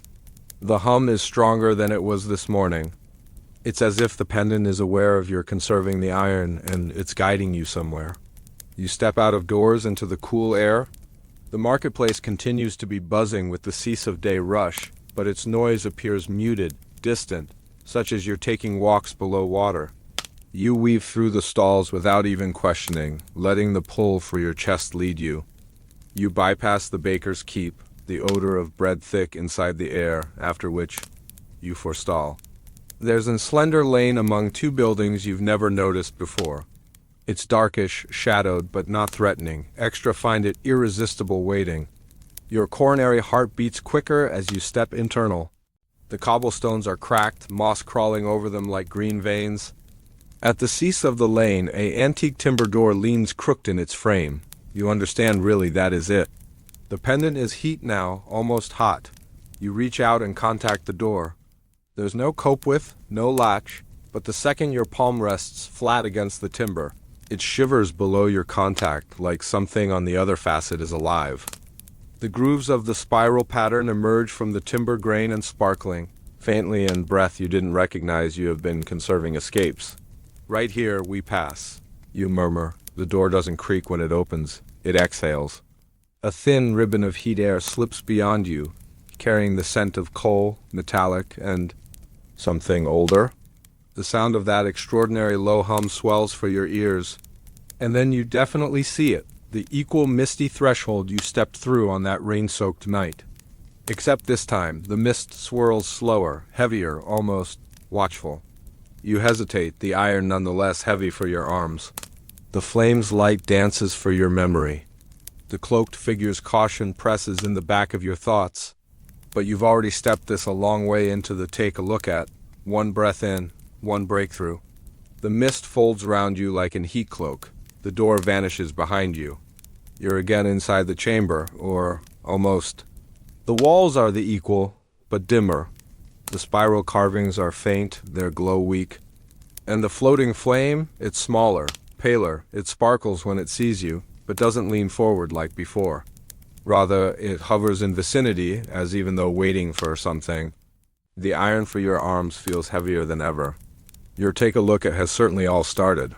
Through the second door, the chamber greets you with a silence so deep, it's almost a ballad of its own.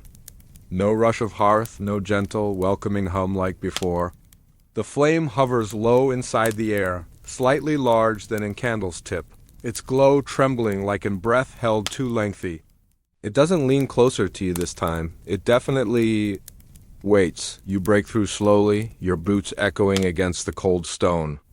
The spiral carvings at the walls are nonetheless there, but faint, like they've been asleep for years. The iron for your arms looks like in stone, dragged from the bottom of a river, heavy, unyielding, and cold sufficient to bite. Not just the forge, you whisper to yourself. The cloaked figure's words ring for your head. No regular hearth will shape it. You forestall some paces from the floating flame. The pendant at your chest pulses softly, the spiral heat against your pores and skin as if urging you closer. But something inside the air resists you. It's not antagonistic, extra like the way an antique master assessments and scholar, waiting to peer if they'll talk before swinging the hammer. You kneel. The stone floor is icy below your knees, the form of cold that seeps into your bones. Do you bear in mind me, you ask? The flame trembles, and for only a heartbeat it brightens, not much, but sufficient to permit you to see the faint mirrored image of your face in its light.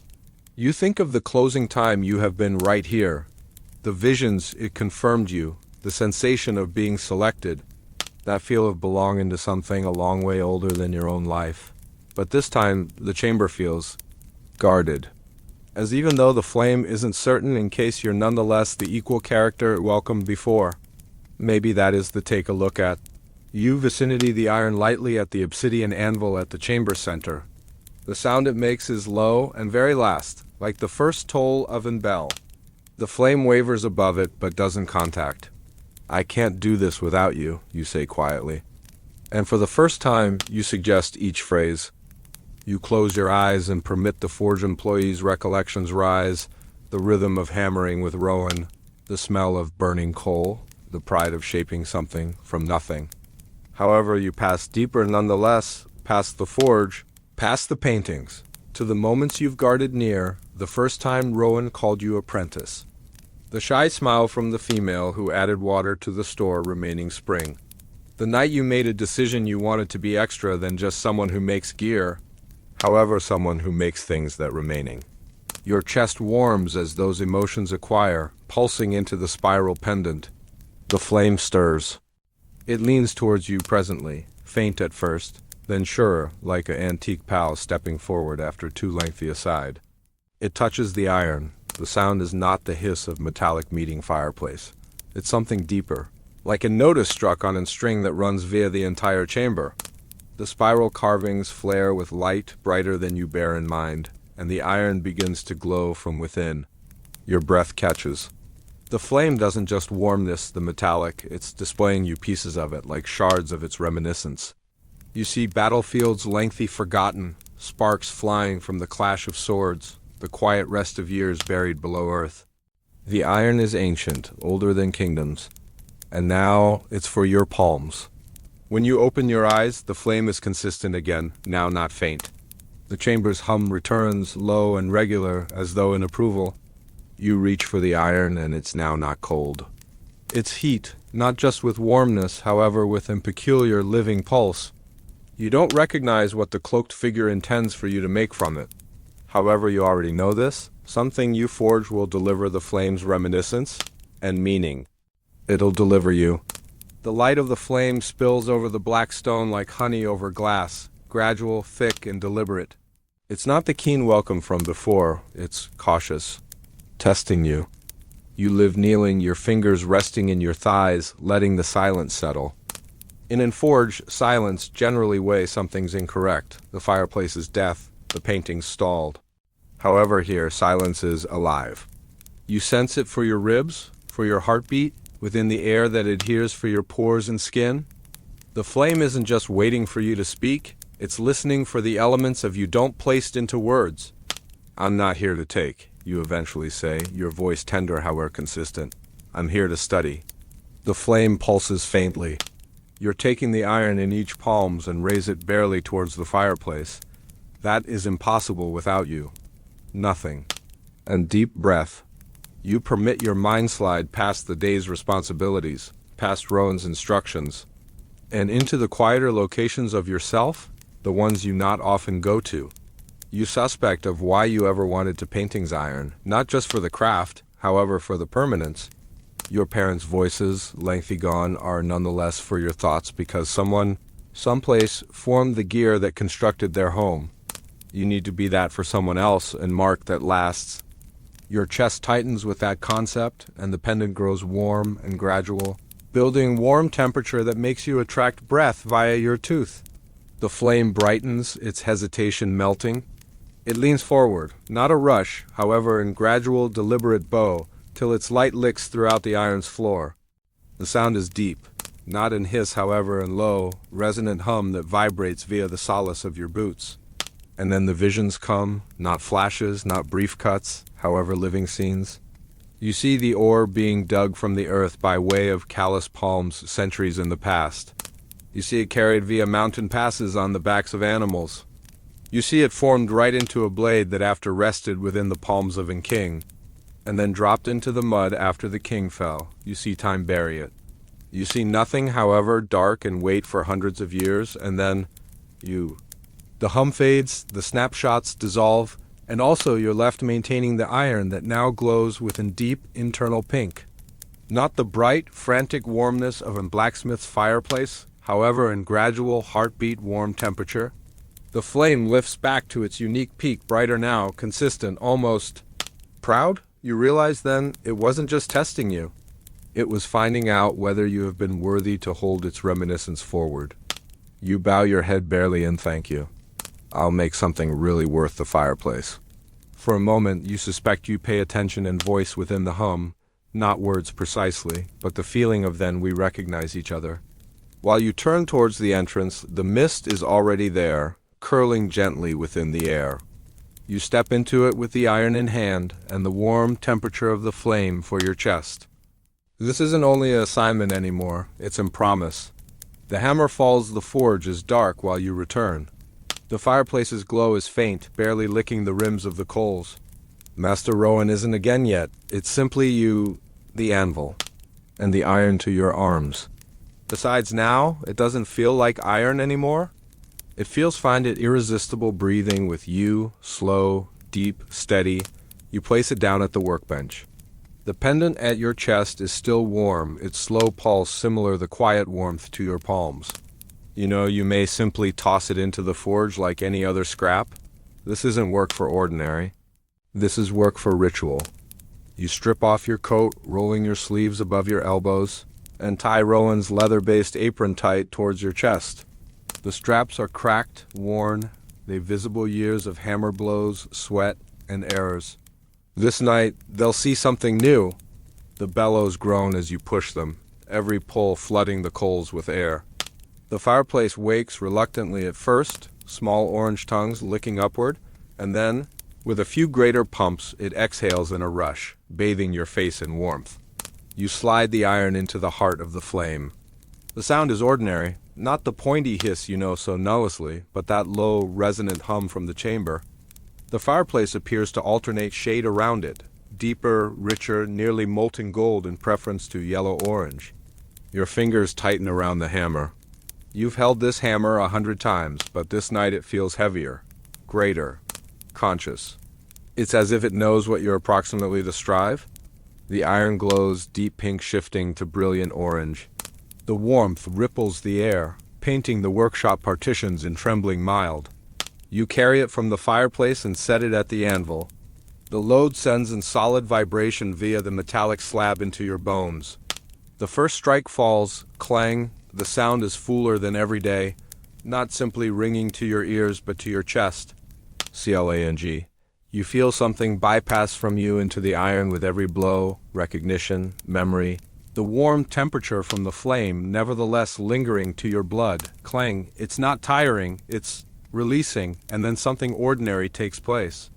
At the fourth strike, and faint shimmer runs throughout the iron's floor, like ripples in water, but metal.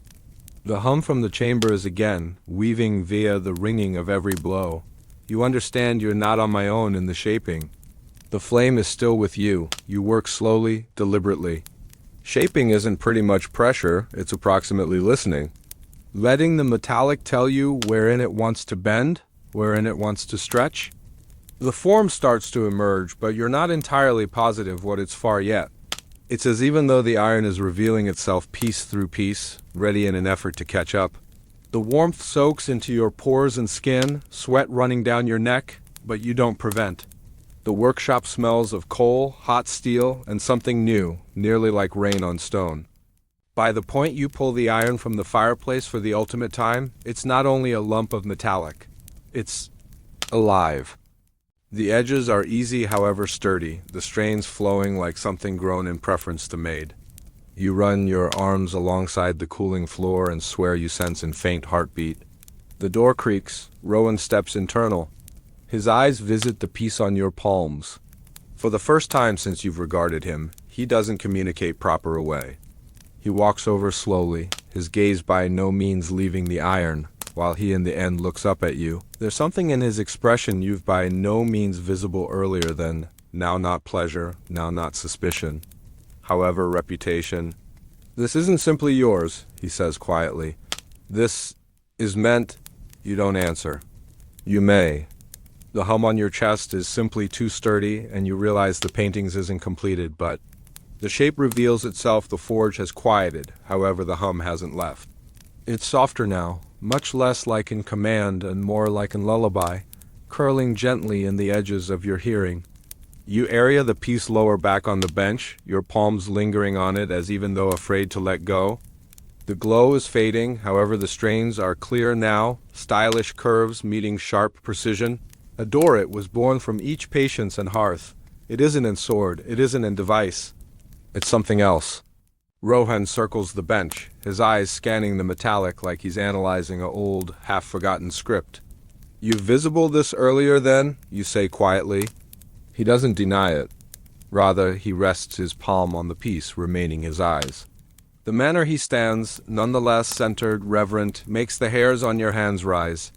While he opens them once more, there's something almost susceptible in his face.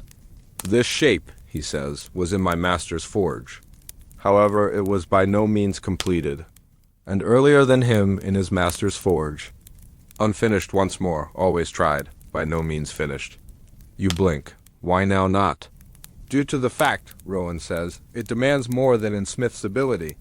It demands what's inside the smith. Your throat feels tight.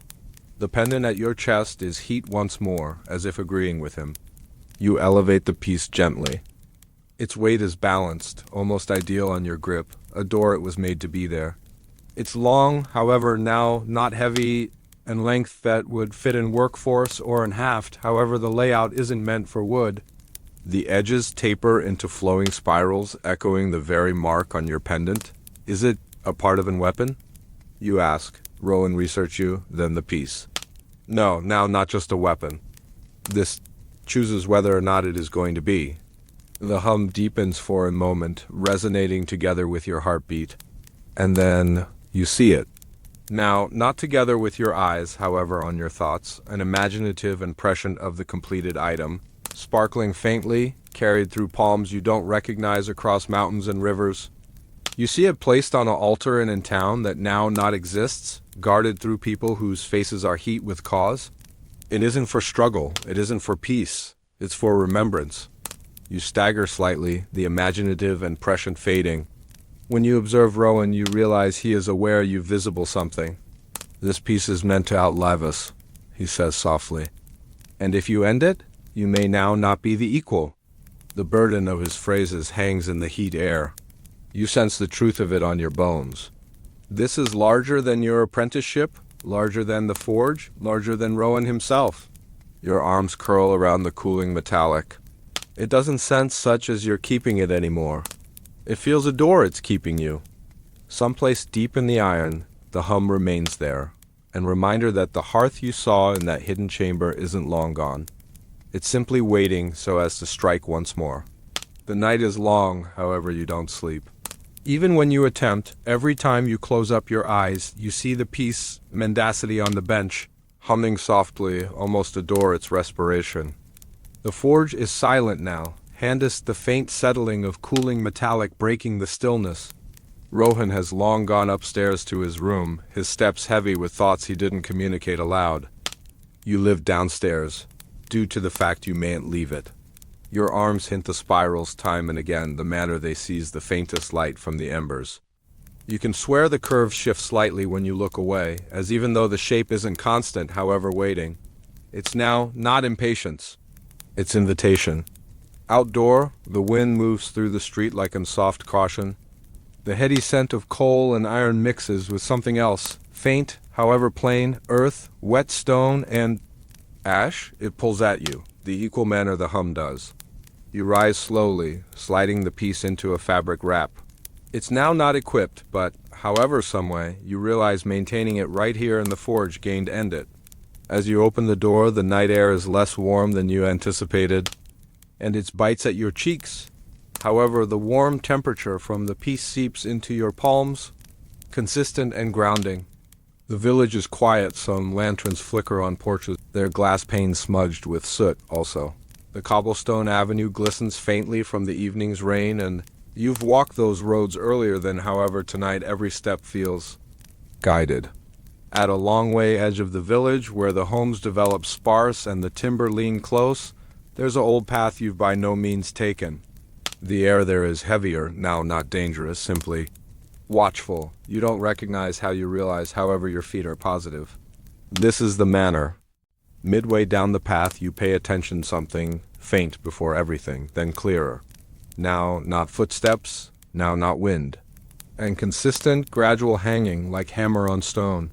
You observe it, the sound main you deeper into the dark until the timber part and reveal in small clearing. In the middle is a large stone slab, flat and coffee, surrounded through worn pillars that look a long way older than the village. On the slab rests an hammer. Now not simply any hammer, however one that looks carved from a single piece of black iron. Its manage wrapped in leather-based, so aged it's nearly silver. You step nearer, however, the moment your boot touches the slab, the hum on your chest surges. The wrapped piece on your palms grows warmer. This is it. This is where it needs to be completed. The air around you feels extraordinary now not totally on this international. The timber blur at the edges, the night sky above deepens, and for a moment, you think you pay attention distant voices, chanting, however now, not in fear, in welcome. You attain for the hammer. It's heavier than something you've ever lifted, however your palms don't shake. The leather-based grip fits your palm as even though it remembers you. And in that moment you apprehend, the forge was handest the start. Night. Forge the clearing is silent, but it feels alive. Now, not in the manner and woodland rustles with wind and night creatures. This is extraordinary. It's just like the air itself is expecting you. The stone slab underneath your boots is bloodless, however consistent, its floor smooth through centuries of palms, feet and paintings long forgotten. The pillars round you, chipped and weather-worn, lean like old sentinels guarding the area. And then there's the hammer. You're nonetheless keeping it, however, the weight is now not something your hands withstand. It's heavy, impossibly heavy, but your frame has decided it's going to carry it, no matter the value. The wrapped piece of iron hums once more. Now, not in consistent sound now, however in gradual pulse, a door it's breathing in rhythm with you. You unwrap it and the faint glow from the spirals dances over the stone. There's no forge right here, no hearth, no bellows. But the air is heat towards your face, and when you lay the piece on the slab, it shimmers as even though clean from the flames. You observe the hammer on your palms. It's now not meant for nails, nor for crude shaping. This is a hammer for truth, the kind that could be forged in any everyday shop. You enhance it. The first strike falls. Thum. The sound is in contrast to something you've ever heard. Deep, resonant, almost too massive for your ears. It echoes through your chest, into your spine, and then vanishes into the floor as if the earth itself drank it in. The iron adjustments beneath the blow. Now not visibly before everything, however the hum deepens, the glow warms. You sense it shift internal, as if it's rearranging itself in answer to the strike. You enhance the hammer once more. Thum, this time. You see something, a ripple of gold sliding across the floor like liquid light, settling into the spirals. You hold going. Strike after strike, the rhythm turns into an heartbeat, yours and the pieces, sensing. And then you begin to see matters, now not hallucinations, now not dreams. Memories, however, now not they all yours. A person in gowns operating on the equal piece centuries in the past, his palms shaking as he locations it down. And lady with soot on her face, guffawing it and forged beneath in pink sunrise. A pair of strangers carrying it across an frozen river whilst the wind howls round them. You're now not simply making something new, you're persevering within story. The air thickens as if time itself is bending inwards closer to this area. The pillars shimmer faintly, their carvings becoming visible in the glow, marks that match the pendant round your neck. One last strike. You enhance the hammer high, every muscle on your frame taut. The hum swells, the glow blazes, and as the hammer falls, it feels much less like a device and more like lightning through your hands. Thum. The sound doesn't fade. It hangs in the air, vibrating until your very bones hum with it. Also, the piece in front of you is entire. It's stunning and terrifying. The spirals are etched deeper now, filled with molten gold that shouldn't nonetheless be liquid, however is. The edges are sharper, the stability ideal. It radiates in warmness that isn't bodily and presence that feels aware. You touch it, and in whisper floods your thoughts. Now not yours, now not mine, ours. The glow fades to inconsistent pulse. The warm temperature on your chest answers it. Someplace at the back of you, in the shadows of the timber, you think you see and discern looking too a long way to make out, however nonetheless, some way, familiar. You blink and they're long gone. However, the hammer on your hand is lighter now. The paintings is achieved. They go back to the village. The night air feels extraordinary now. Now not warmer, now not less warm, simply aware of you. You leave the clearing with the piece wrapped cautiously in cloth. The gold spirals hidden from sight, even though you swear they nonetheless glow faintly through the fabric. The black iron hammer rests heavy at your facet.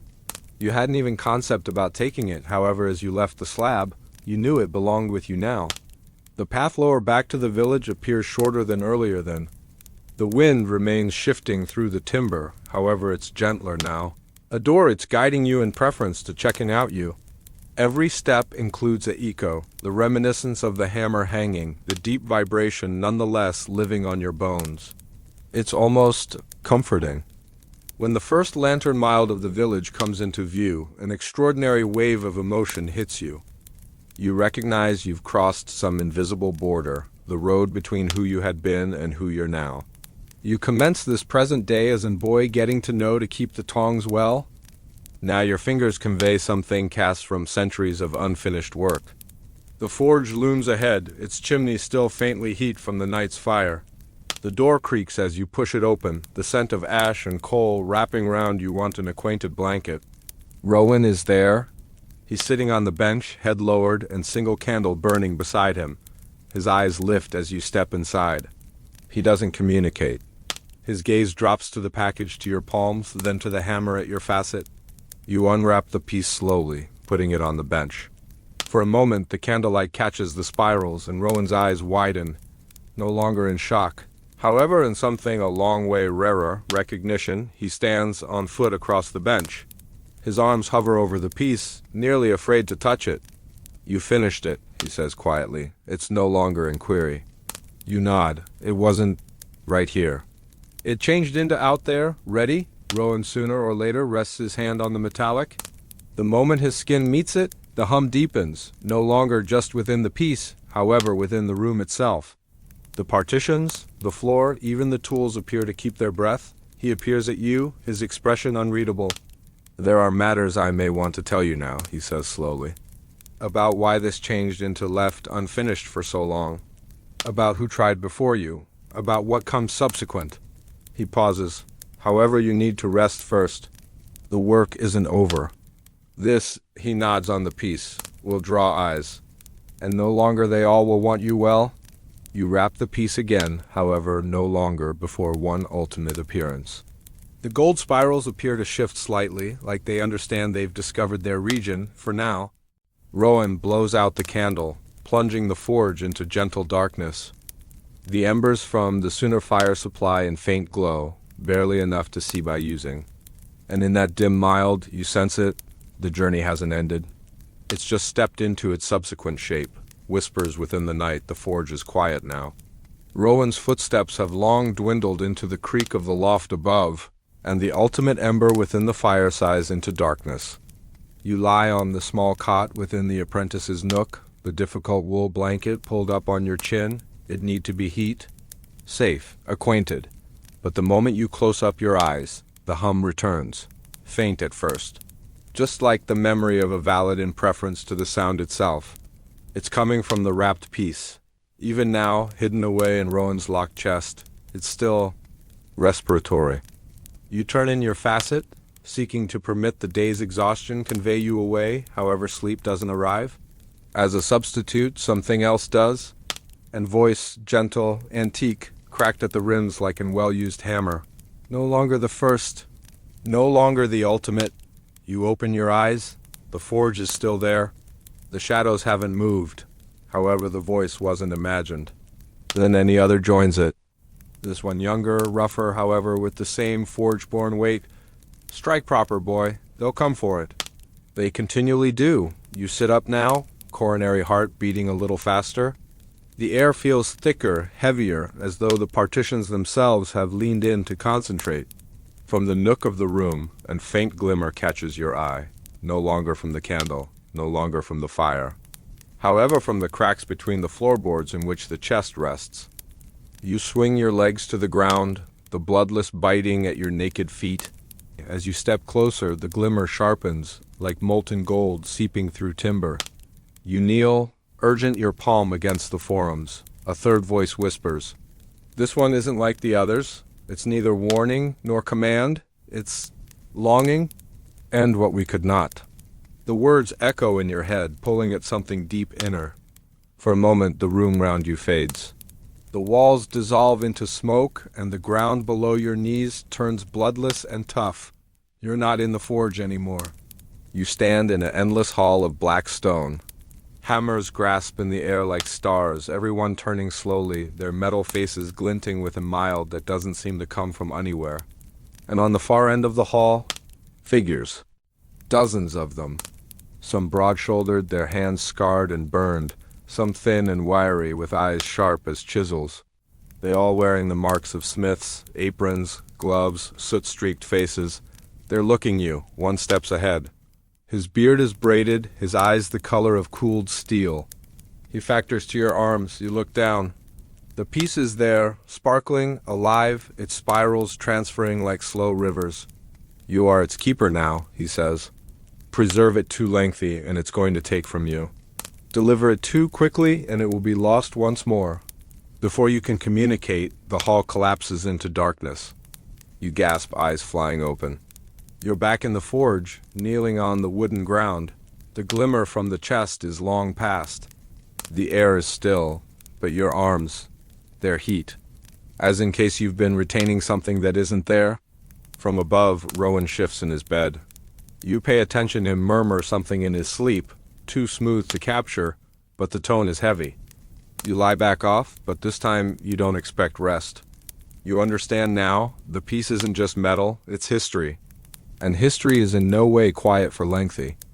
The advent of strangers, the first mild of dawn, hasn't even touched the forge's windows while you pay attention it. Not the mild shuffle of Rowan coming down the steps, not the creak of the bellows in the wind. Hoofbeats. Slow, deliberate, and far too quiet for a service provider's cart. You're already unsleeping. Sleep had been stranger all night after the whispers. Slipping from your cot, you pass to the door, careful not to make a valid. The forge smells of cool iron and banked embers, but under it there's something sharper. Like rain on stone? Out of doors, the village is still wrapped in its thin blue veil of morning mist. Shapes pass on the far end of the primary street to 3 riders, their cloaks drawn near, faces shadowed via wide hoods. They don't look lost. They don't look hurried. They seem like they understand exactly where they're going, and where they're going is here. Rowan appears at your aspect, so all of a sudden you nearly jump. He's dressed, boots laced, as though he's been unsleeping for hours. Inner, he says quietly. But inner, now. His voice isn't indignant. It's sharp in a way you've in no way heard before, like in blade honed too fine. You step back, remaining the door as Rowan moves to the window. Through the warped glass, you watch the riders draw closer. They're not the ragged type of travelers you now and again see wandering in from the outer roads. Their equipment is just too smooth, too nicely made. The leather in their saddles glistens with oil. The metallic at their belts catches the mild in a way best a master's hand could attain. Rohan doesn't pass till they've stopped in the front of the forge. One dismounts, tall, with shoulders like an anvil, and a gait that says he's carried armor maximum of his life. He pulls back his hood, revealing a face carved in difficult traces, eyes the shade of antique gold. The other 2 stay set up, scanning the road in sluggish, measured arcs. The man on the ground steps ahead, preventing just quick of the door. Whilst he speaks, his voice is low, however incorporates, the type of voice that belongs to a person used to giving orders and being obeyed. We've come for the peace. Rohan's jaw tightens. It's not right here. The man smiles faintly, not with warm temperature, however with the type of endurance that says he knows a lie whilst he hears one. You have got till sundown, he says. After that, the choice gained be yours. He turns, mounting his horse in one clean movement. The 3 riders' head go into reverse the road, disappearing into the morning mist as though they'd in no way been there. You stand in silence, the phrases echoing in the nevertheless air. Rowan turns to you, his face grave. They're not bandits. They're not buyers, they're collectors. What do they want with it? You ask. Rowan seems at you for a long moment earlier than answering. The whole lot. The sundown ultimatum, the forge, feels smaller today. Not because the walls have moved, however because the air is heavier, thick with the load of the rider's promise. Sundown, that single phrase has been circling for your thoughts considering dawn, like the ring of a hammer that gained fade. Rowan hasn't spoken a great deal, for the reason that strangers left. He's been moving through the forge in a way you've in no way seen earlier than fast, specific, every motion with a reason. He sharpens tools you didn't realize wanted sprucing, examines locks you didn't even realize existed, and keeps glancing at the small chest beneath the workbench as though inclined it to vanish. You attempt to work alongside him, however your palms can't attention. The hammer feels heavier. The sound of the bellows feels too loud. Find it irresistible calling attention to the constructing. At one factor, you pause and listen, sure that you've heard hoofbeats once more. But the avenue out of doors is silent. By using noon, Rowan subsequently speaks. They'll come earlier than the solar touches the bush. That's how they work. You swallow, and if they do? His eyes meet yours, they're not angry, not even afraid. Just constant. Then we make a preference. However, it will likely be ours, not theirs. You glance at the chest. The peace internal almost find it irresistible listening too. It hasn't hummed considering ultimate night, however you can nevertheless experience it, deep for your ribs like a sluggish heartbeat matching your personal. The hours move slowly. The village out of doors goes about its enterprise, unaware that something dangerous is inching closer with each tick of the solar. You spot the baker's boy running deliveries, a lady hauling fresh water from the nursery, a pair of kids chasing a hen down the lane. None of them realize that by using this night, the quiet rhythm in their day might be damaged. As the shadows extend, Rohan pulls out 2 leather satchels. One he packs with food, water, and a few tools. The other he leaves open, gazing it for a long moment earlier, then slowly lifting the chest and placing it internal. "You should run with this," he says without looking up. The phrases take a seat for your belly like bloodless iron. Run in which? Wherever your feet take you. Just don't stop till the load feels lighter. The sunlight is nearly long past now, burning gold at the edges of the windows. You step out of doors for a second, watching the street. The mist from morning has lower back, curling low across the floor, swallowing the away's edge of the lane. And someplace internal it, movement, a flicker of shadow, the quiet thud of hooves. 3 shapes emerging, gradual and planned, just like before. The collectors are returned. This time they don't dismount. This time they don't smile.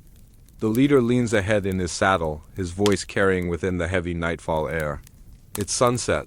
Rowan steps ahead, his hand resting on the satchel at his facet. "I told you it's not here," the man tilts his head slightly. "Then you definitely have no problem letting us look." The last of the sun disappears, and with it the stillness breaks. The quiet room of for all time, the leader's voice nonetheless hangs within the air. "Then you definitely have no problem letting us look."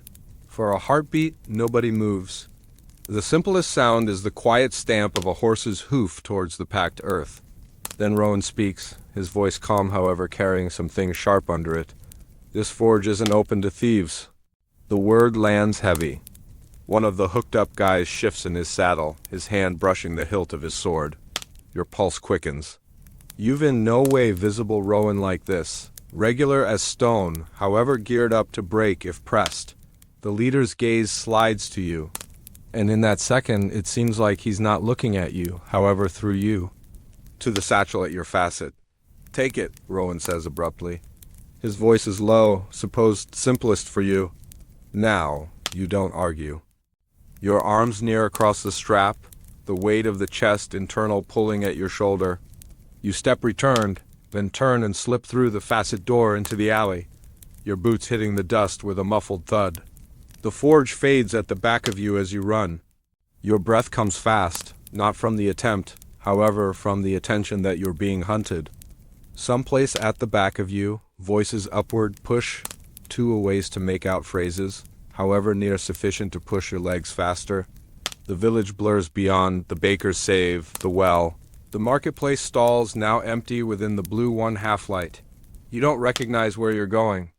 Simplest that you have to break out, and then something strange, the air shifts. The sound of pursuit fades, not slowly, however suddenly, like someone reduce a rope conserving it to you. You gradual your steps, chest heaving, the satchel heavy towards your facet. The street in advance isn't the street you realize, it's softer, as though the floor itself has been crafted from woven threads of light. A doorway stands there where no doorway need to be. No walls, no constructing, just a frame of faded wooden, glowing faintly within the dim air. Through it, you notice a room. Not just a room, the room. It's quiet in a manner the world in no way is. Not empty, not whole, however complete of a silence that feels a door it's conserving you. A door it's been watching for you. You step through. The primary aspect you note is the light, warm, tender, and without a supply. It rests on everything the manner daylight rests on a bed simply before you lie down. The walls curve lightly, no corners to press towards you. Within the middle sits a chair, not a throne, not a bench. A place to sink into. You place the satchel down and take a seat. The chair molds to you flawlessly, cradling each inch, find it irresistible, acknowledged your form all the time. And then you definitely listen it. A purr, nibby, you didn't even see her observe you in. However, she's here now, curling into your lap, her tiny warmth grounding you on this impossible region. A voice speaks, not Rowan's, not the collector's, however familiar in a manner you may region. That is your all-the-time second. You look up and there's Elias. Not with a lantern now, however with empty hands, as if nothing desires lighting here. Here, he says, you're not chased, you're not guarding, you're not strolling, you're simply here. You look toward the satchel, it's open. The piece is resting to your lap now, though you by no means took it out. Its glow is mild, not pressing, like a heartbeat at rest. Elias kneels beside you. You may maintain the sector all the time. However, you may maintain this second. You shut your eyes and the room seems to close with you. Not in darkness, however, in warmth. The chair breathes with you. Nibby's purr hums constant. The piece lies nonetheless, not as a burden, however, as part of you. And someplace inside the quiet, you recognize the chase will start again one day. The sector outdoor will not live nonetheless. However, this region, this quiet will continually be here whilst you need it. Whilst you finally open your eyes, Elias is gone. However, the room stays. You upward thrust, the satchel mild to your shoulder, and step again through the entrance. The village is there again. The forge, the night air, and the sound of hoofbeats. A ways away now. Again to the forge, the air outdoor the entrance feels one of a kind, cooler, sharper. The manner the first breath of morning feels after a protracted night. Best now. The sky above you continues to be deep blue, and the moon hangs low, find it irresistible been waiting. You look over your shoulder. The entrance is gone. No trace of pale timber, no glow, no sign that it ever existed, simply the empty avenue. Your boots crunch softly on the dust as you stroll, the satchel swinging gently at your facet. The weight continues to be there, however it's not the identical. It not feels find it irresistible dragging you ahead, it's maintaining pace with you. The village is quieter than you've ever visible it. Even the same old barking of the blacksmith's neighbor's dog is absent. Each shutter is closed, each avenue lamp's flame faint and flickering. You one half expect to look the collector's horses tied someplace inside the shadows. However, they're gone. The mist is empty. Whilst you reach the forge, the front door is cracked open. Your stomach tightens. You step internal slowly, one hand resting on the satchel. The forge smells of smoke and hot iron, however beneath it's far something else. A faint heady scent of pine resin, the type buyers from time to time deliver to maintain moths away from exceptional fabric. Rowan is at the workbench, turning a heavy piece of metal in his hands. He seems up as you enter, his eyes scanning you as soon as from head to toe. You stored it, he says, really. You nod. They're gone. He sets the metal down, for now. You're taking a step closer, placing the satchel gently on the table.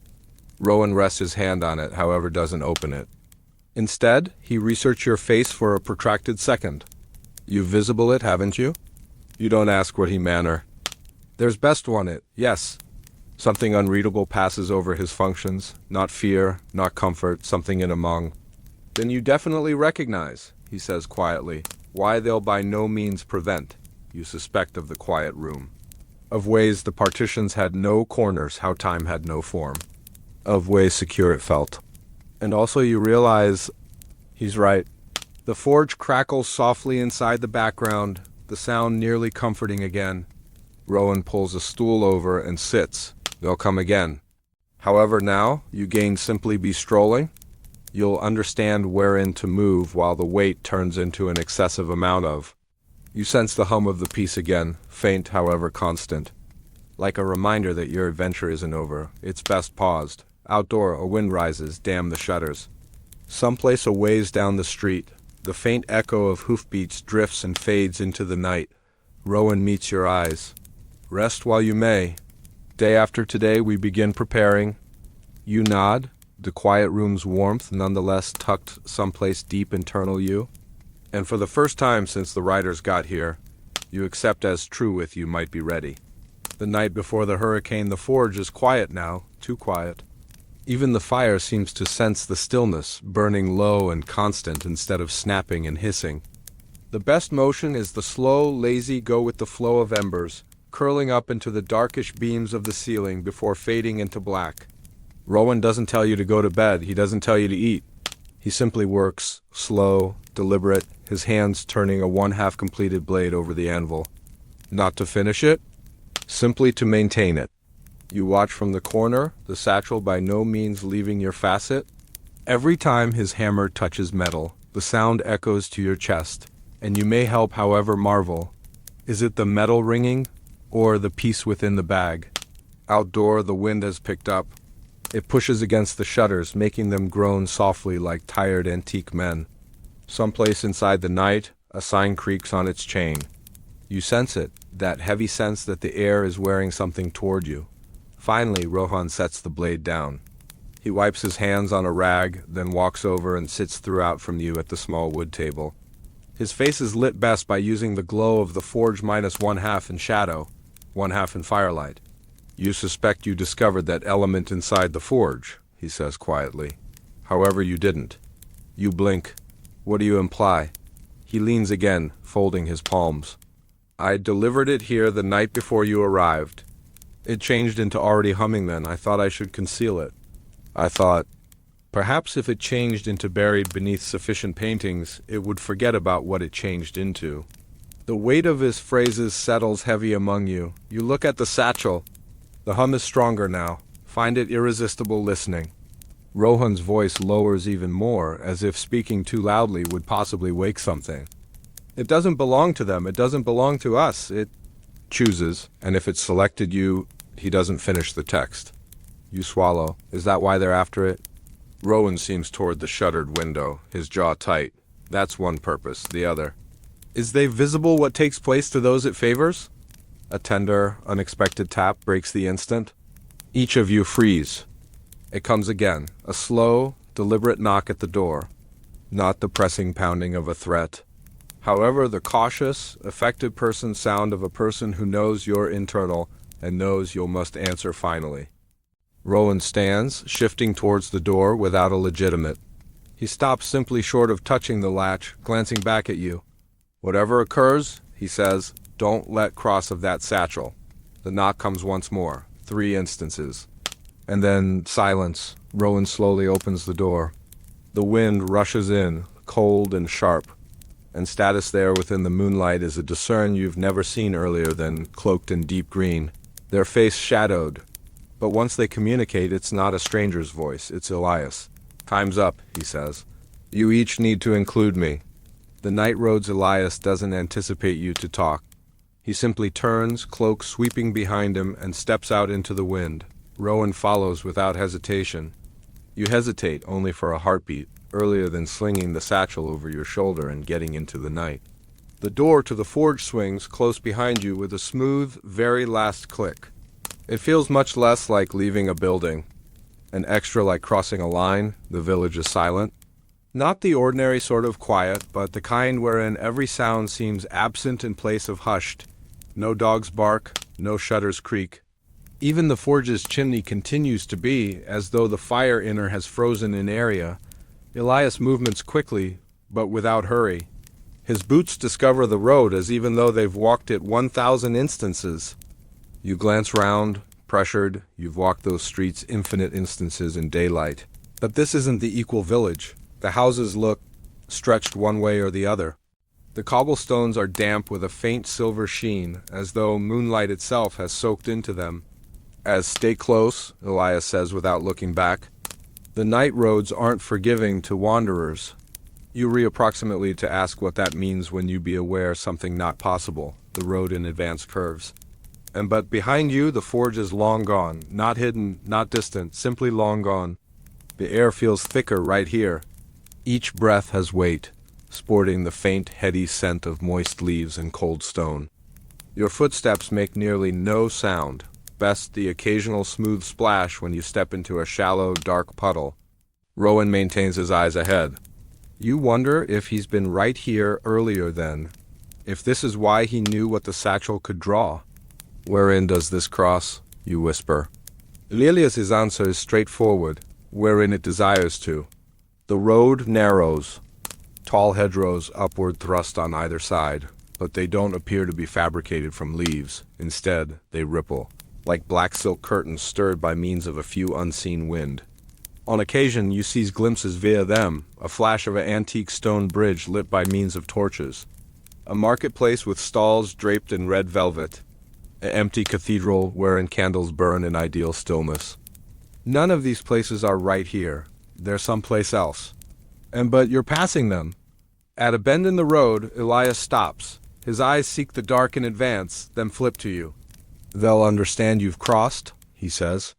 "Any further, you'll sense them even earlier than you notice them. Earlier than you can ask who they are. A low sound rises from some distance down the road, just like the sluggish grinding of stone on stone. Rohan's hand movements to the hilt of the fast sword at his belt. Elias shakes his head. Not, but the sound grows louder. A faint mild starts to bloom within the dark in advance. Not fire, not lantern, but something colder. It movements like water, but it's coming towards you. You sense the satchel hum, not in caution, in popularity. Elias steps toward you, his voice low. "Whatever occurs subsequent, do and forget this. The night roads Dante simply take you somewhere. They show you what has been following you. The mild is close now, too close. And because it spills across the road, you notice a shape forming within it. The factor that knows your call, the mild spills ahead, washing the cobblestones in a light, liquid glow. It's not heat like firelight. It's cool, just like the first reflection of the moon on a nonetheless pond. But because it touches you, you sense it. Inner you, the air smells faintly of rain on stone. Your skin prickles as though invisible fingertips are tracing your arms. You then listen. It's a voice, smooth, sluggish, merely careful. It says your call. Not within the manner strangers might guess at it, not within the manner friends name across a room, but the manner a person says it once they've recognized it forever, whilst it belongs to them as a great deal as to you. Your breath catches. Elias's hand grips your shoulder. "Don't answer," he says. The voice comes once more, nearer this time. And even though you can't see a mouth, you are aware of its smiling. The shape within the mild starts to shape. In the beginning, it's best a ripple, like a heat haze in opposite, cold and shimmering. Then, faint outlines emerge. Shoulders. A head tilted slightly to the side. Arms that appear some distance too long, tapering into palms that blur at the edges, as though they've never fully decided wherein to stop. Rowan shifts his stance, stepping one half in the front of you. However, the shape leans subtly to the aspect, peering around him. Instantly at you. The voice says your call again, however this time, it provides something. And word you've by no means heard before.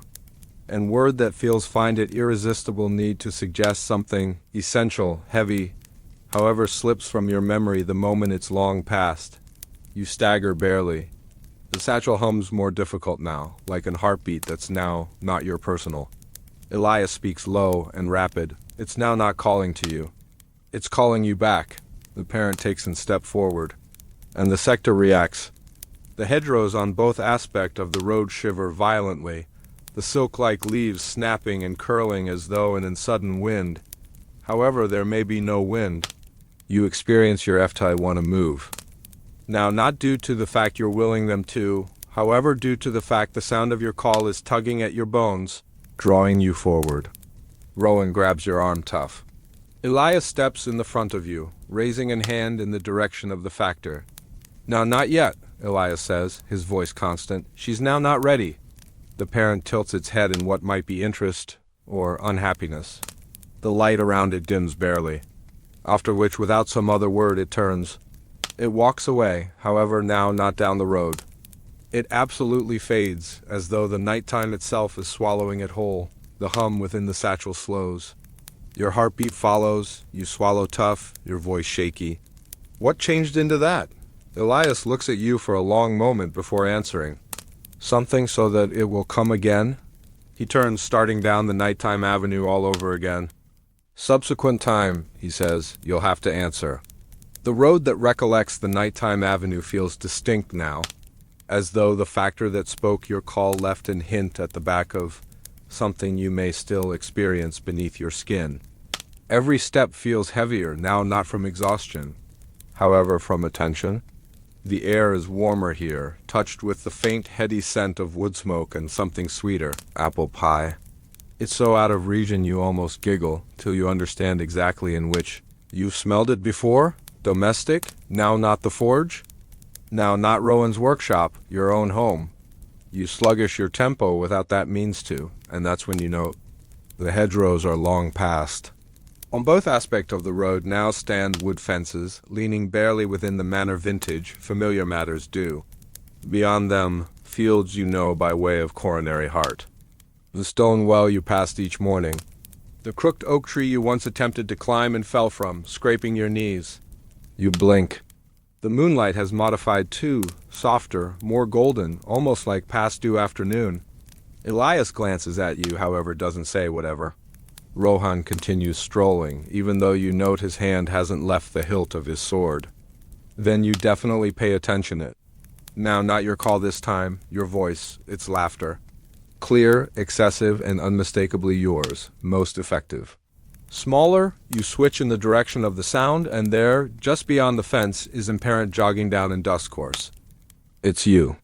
Now not how you're now, however more youthful, perhaps 10 years vintage. Your hair messier, your garments patched and too big. And you're sporting something in each fingers, close to your chest, as though it's treasured. The more youthful you doesn't look up, doesn't note you status there. They run beyond, disappearing around the bend. Your coronary heart feels strange, tight, however now not in ache. Find it irresistible looking to keep an excessive amount of immediately. You step in the direction of the fence. The timber is difficult beneath your palm. You may climb it. You may follow. Elias's voice cuts via the haze. Don't step off the road. You switch. That changed into, I know who it changed into, he says. The road does too. That's why it showed you. You glance back. The fields are already fading, colorations draining away like water soaking into sand. The fences dissolve subsequent, then the oak tree. And shortly there's not anything left, however, the black silk hedgerows again. Rowan speaks quietly, almost to himself. It's now not showing you the beyond to be type. It's showing you what you'd go back for, if you may. You swallow, the satchel feels heavier. And for the first time, you're now not certain if it's protecting you, or maintaining you from something you had been supposed to go back to. Elias starts off strolling again. The road recollects, he says. And it doesn't forget what it's owed. You follow, the picture of your more youthful self jogging in advance, burned deep for your thoughts. The bridge of whispers, the nighttime avenue bends again, and for a moment, you believe you studied you pay attention water. Now not the joyful type, no splashing brook or rushing stream, however something deeper. Slower, like a vintage river that has forgotten how to hurry. The hedgerows component without warning, and the course spills out onto stone. You prevent at the edge. Before you lies in bridge. It's now not huge, however each part of it feels ancient. The stones are choppy, a few slick with moss, others cracked so deeply you may see darkish water far below. The moonlight slightly touches it, however the stones appear to glow faintly from within, as though they've absorbed centuries of footsteps. Elias pauses on the foot of the bridge. This is older than the road itself, he says quietly. A few say the road changed into constructed just to lead to it. Rowan doesn't speak. His eyes are on the opposite aspect, an financial institution shrouded in mist, so thick it moves like indwelling factor. Then you definitely pay attention it.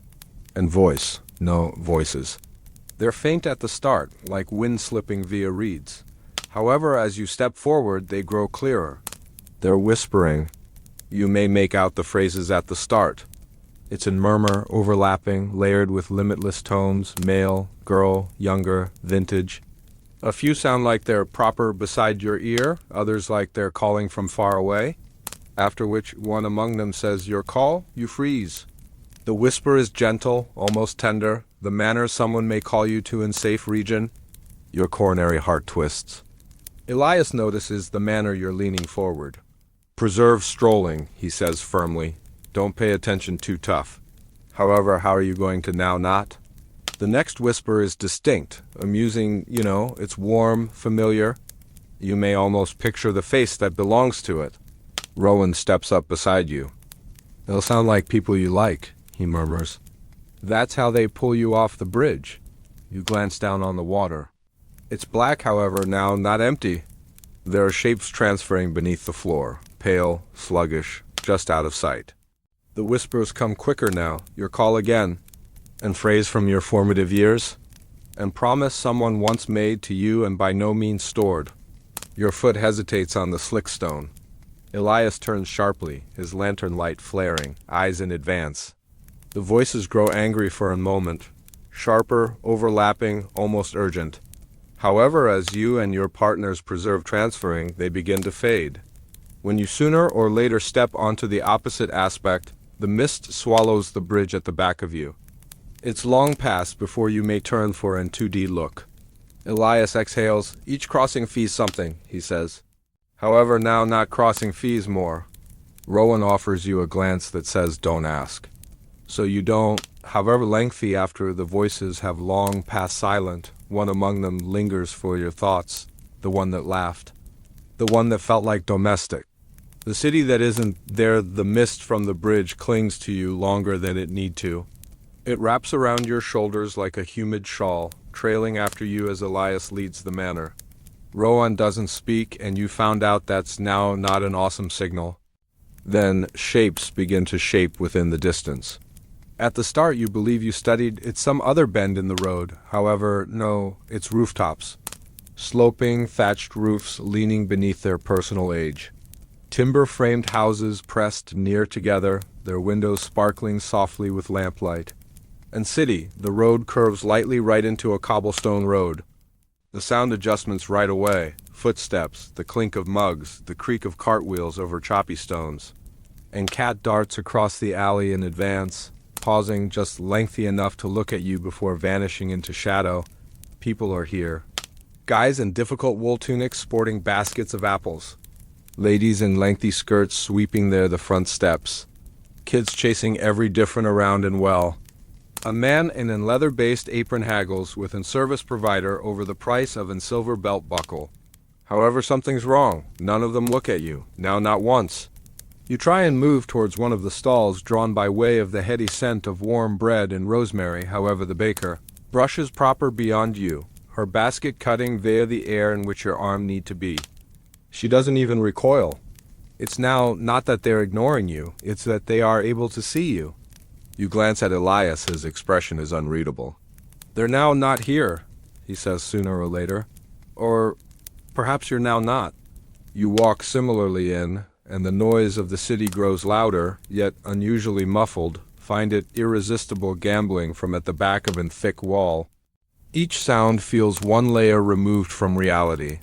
Then you definitely note the sky. There's no solar or moon above, most effective and pale, even light, as though the entire city exists internal hour that by no means moves forward. You skip a collection of kids tossing pebbles in a circle. One among them stops mid-throw, head turning barely, almost in the direction of you. Your breath catches. However, then the kid's gaze shifts beyond you, and the sport resumes. Rowan speaks at last. Those towns, they're echoes. What changed into left whilst the actual region moved on? Now and again the road helps you to walk via them. You may prevent staring. The whole thing looks so actual. The bread steaming within the baker's fingers, the faint scent of leather baste from the cobbler's stall, the nice and cozy flicker of candlelight in a tavern window.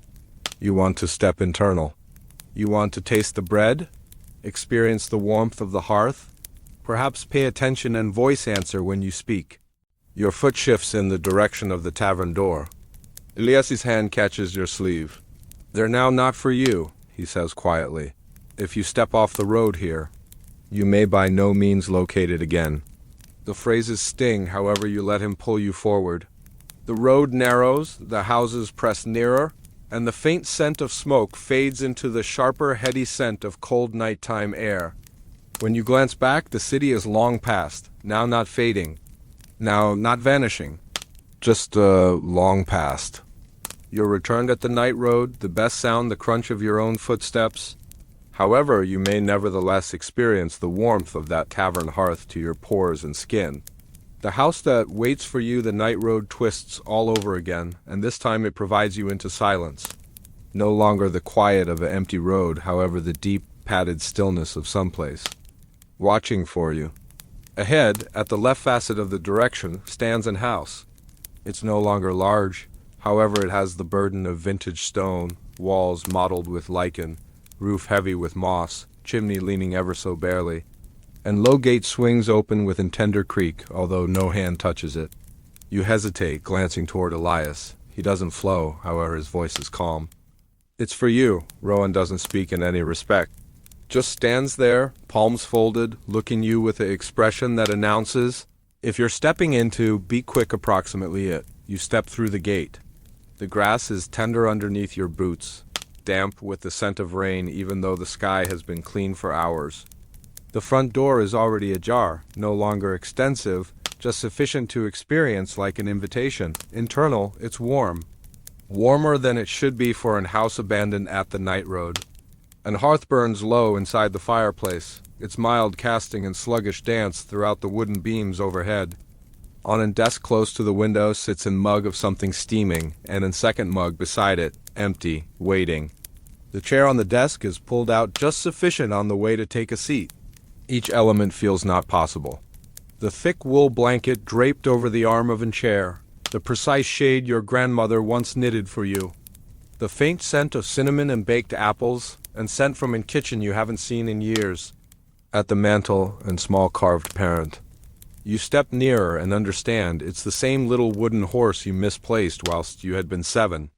Your pores and skin prickles. Nobody speaks. The air inside the room feels like it's looking. You take a seat. The chair knows your weight immediately, becoming around you in a manner no other ever has.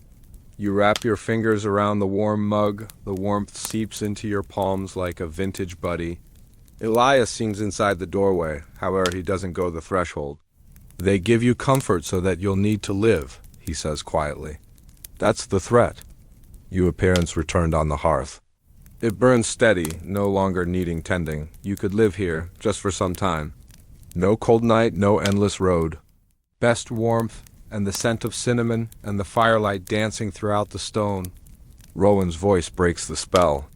We can depart you here if you need, he says, and for a moment you may tell if he's being extreme. However, you recognize the truth. If you stayed, the road could flow on without you. And anything this place is, it might not nevertheless experience so safe when you had been by myself. You stand, the hearth doesn't dim, the chair doesn't scrape. The whole lot waits, as if supplying you with a risk to change your mind. You don't. Out of doors, the gate swings close behind you with a legitimate-like sigh. Whilst you glance return, the house is long gone. No stone, no roof, no firelight. Best the endless road.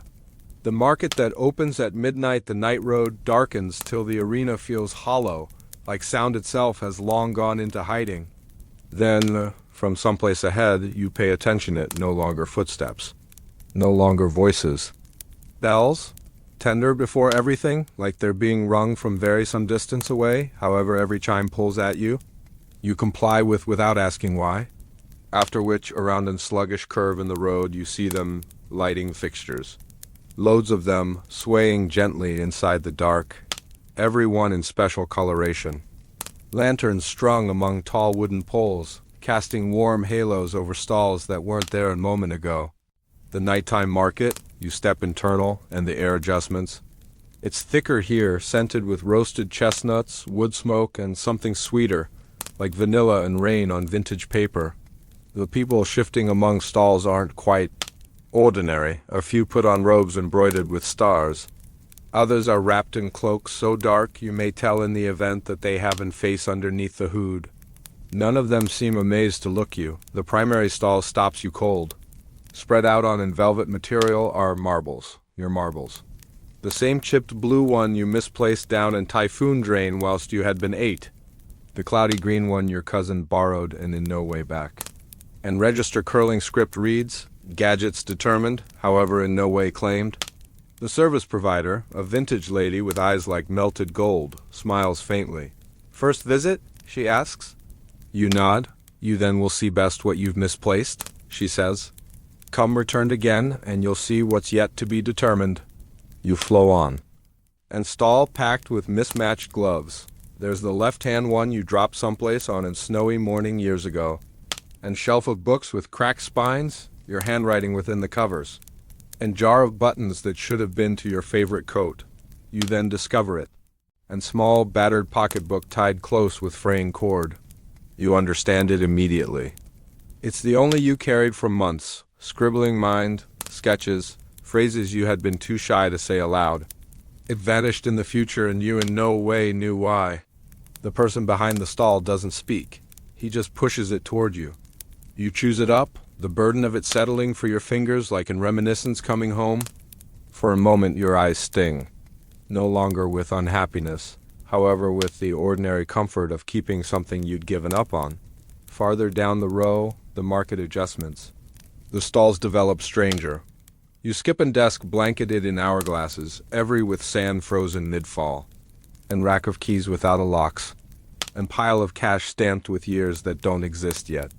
Someplace inside the middle of the market, and large clock tower stands, however it has no fingers. Best and deep, sluggish heartbeat that seems to echo for your own chest. Elias finds you there. Nighttime is brief, he says. Take what matters.